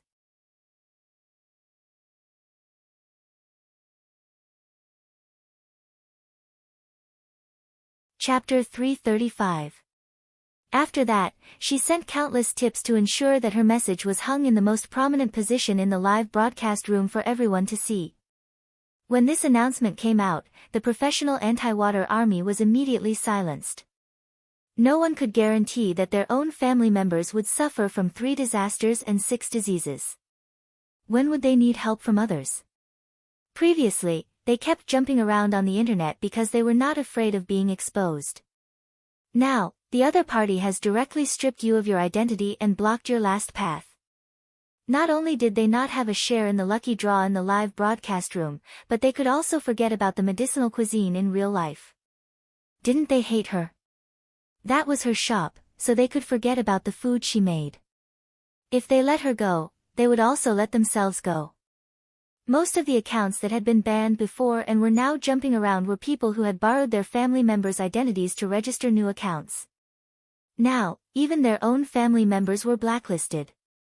Not only that, but other family members might also be blacklisted. This directly led to many people who wanted to make a reservation at the restaurant, but they could not even pass the identity verification. After asking around a little, she found out that there was such a thing. When she went back, she pulled out the scourge who harmed others and herself and gave them a beating. Of course, this was all in the future. Su Yayan was preparing to make a lot of things today, and she needed more materials. When she took out all these things, the live broadcast room was already filled with complaints from the audience and the trolls looking for trouble. Then, she saw the explanation sent by Hu Chenhuan. Knowing that he was protecting her, she only felt sweet in her heart and did not care about those negative comments. She only said to the very sad audience who were waiting to be fed, "Recently, I've been busy with the wedding and the medicinal cuisine, so my live broadcast time has been reduced a lot. But from today onwards, I will try to find time to continue live broadcasting in the morning or at night. It's just that the duration of each broadcast may not be as long as before." Su Yiyen did not have as much time as before. During the day, she had to go to the management company, and in the afternoon, she had to remotely place orders for the customers who had made reservations at the medicinal cuisine restaurant. She could only find time in the morning and at night. She also had to consider her time with Hu Chenhuan. Thinking about it, she had no choice but to shorten the time and let the audience who were watching her live stream suffer. Perhaps it was because Su Yiyen had stood the audience up for too long, but when they heard her words, not only did they not feel disappointed, they even became excited. Is the host finally going to be hardworking? As long as the host is willing to do a live broadcast, you can do it at any time and for as long as you want. Seeing this, Su Yiyen smiled and went straight to the point. "Thank you for your understanding. Today, we will make a few simple medicinal dishes that are suitable for people with muscle atrophy and who need calcium and bone supplements." When Hu Chenhuan heard the words muscle atrophy and calcium nourishment, she immediately guessed that these dishes were made for her. A smile immediately appeared on her face. "First, we're going to make chestnut, corn, and pork rib soup. The ingredients are relatively simple. It's just chestnuts, pork ribs, corn, and a part of the broth I brought back from the shop." As soon as Su Yiyen's voice fell, a few questions floated on the bullet screen. What's broth? Broth is the soup left behind by chicken soup after a long period of boiling. This kind of broth can have a very good freshness effect when used to stew noodles. It will make the noodles taste better. As Su Yiyen spoke, she cut the pork ribs into pieces and threw them into the pot to soak in water. Then, she took them out for later use.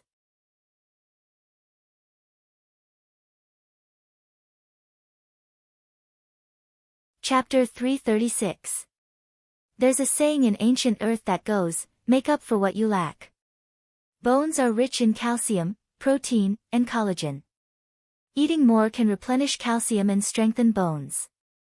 As mentioned before, chestnuts can nourish the kidneys and strengthen the waist. It also has a certain effect on bone loosening. As soon as he finished speaking, there was a loud sound of something being put into the pot, and the fragrance of scallions and ginger wafted out. Then, he added pork ribs, corn, chestnuts, and the stock that he had prepared before. He covered the pot and boiled it until it was cooked. While boiling the soup, let's stir-fry 3 more dishes. Scrambled eggs with wood ears, stir-fried pork loin with chives and walnuts, and stir-fried river prawns with peas. These 3 dishes are all home-cooked dishes that nourish the kidneys, especially stir-fried pork loin with chives and walnuts. It also has a certain effect on bone loosening. Scrambled eggs with wood ears is more suitable for people with muscle atrophy. Su Yiyen's hands were very fast. In just a few minutes, he had finished arranging all the ingredients and stir-fried them one by one. Suddenly, the live broadcast room was filled with smoke, and the fragrance of the stir-fried dishes wafted out. The audience in the live broadcast room and the servants outside all stopped what they were doing and swallowed their saliva. By the time the dishes were done, the soup was almost ready. Su Yiyen tasted the soup and turned off the fire. When he looked up, he saw people cursing with righteous indignation on the bullet screen. Su Yiyen took a closer look and realized that some of the people who had their accounts banned in the live broadcast room before might have known that their whole families had been blacklisted because they had slandered Su Yiyen in many places. They gave up and began to curse Su Yiyen on other public platforms for being cold-blooded and heartless, and bullying. The audience in the live broadcast room witnessed the ins and outs of the matter with their own eyes. They watched helplessly as they inverted black and white and sowed discord. They were also very angry. One by one, they comforted Su Yiyen in the live broadcast room, telling him not to take these things to heart and not to pay attention to these self-righteous idiots who thought that the whole world revolved around them. At this time, Su Yiyen had already pulled out one of the posts and read it. He found that the other party had repeatedly emphasized that he did not want to save someone who was in need. The other party even insinuated that Su Yiyen had previously given the Chinese medicine seeds to the research institute for free because he wanted to curry favor with the higher-ups of the research institute. Ordinary people like them were simply not worth their time. Su Yiyen sneered, "I'm not the Virgin Mary. I can't illuminate the earth with holy light. I can't do my best for strangers and even those who harbor ill intentions against me without asking for anything in return. I'm not their mother, so there's no need for me to spoil them. Moreover, I'm just an ordinary streamer, an ordinary shop owner. If you don't like me, you don't have to come. If I don't like you, I can also refuse to sell the fruits of my labor. I don't think there's anything wrong with that. Finally, don't flatter me. Everything that flatters me is moral blackmail. I'm just an ordinary person. I can't stand everyone's deification." As soon as Su Yiyen's words came out, many of the audience seemed to be a little shocked. The bullet screen instantly decreased by a lot. "You don't have to fight with these unnecessary people for me. A person who has been rejected can't change the fact that they're not welcome here, no matter how eloquent they are. You should be happy because this has already helped you eliminate some opponents in advance. Even if the remaining people are not your own, they must be some like-minded people. Don't you feel more comforted if you think about it this way?"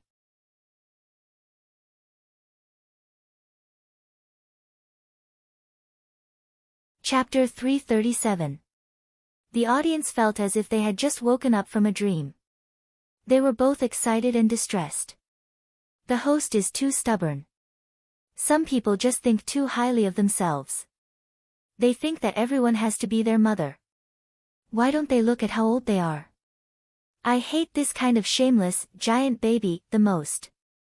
Hoo, the host is obviously the one being scolded for no reason. She should be the one being comforted the most, but she comforted us instead. What kind of immortal host am I a fan of? Hoo. I like the host who is fearless in front of anti-fans. She can make them speechless with just a few words.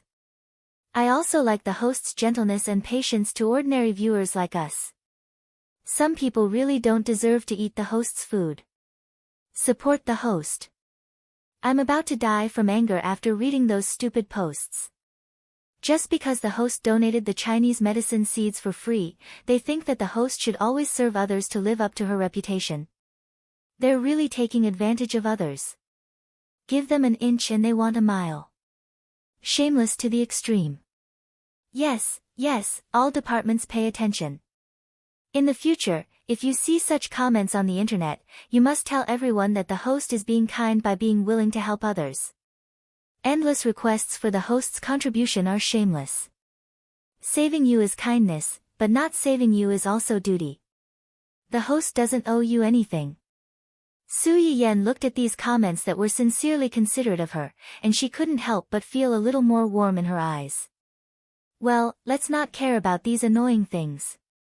Next, let's draw a prize. As usual, after picking out a few audience members to send out a portion of today's dishes, Su Yiyen turned off the live broadcast and took the dishes out.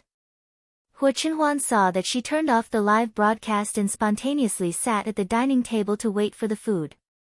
Su Yiyen saw this and smiled slightly. Did you wait long? No, running around to do so many things every day. It must be very tiring, right? Su Yiyen was slightly startled.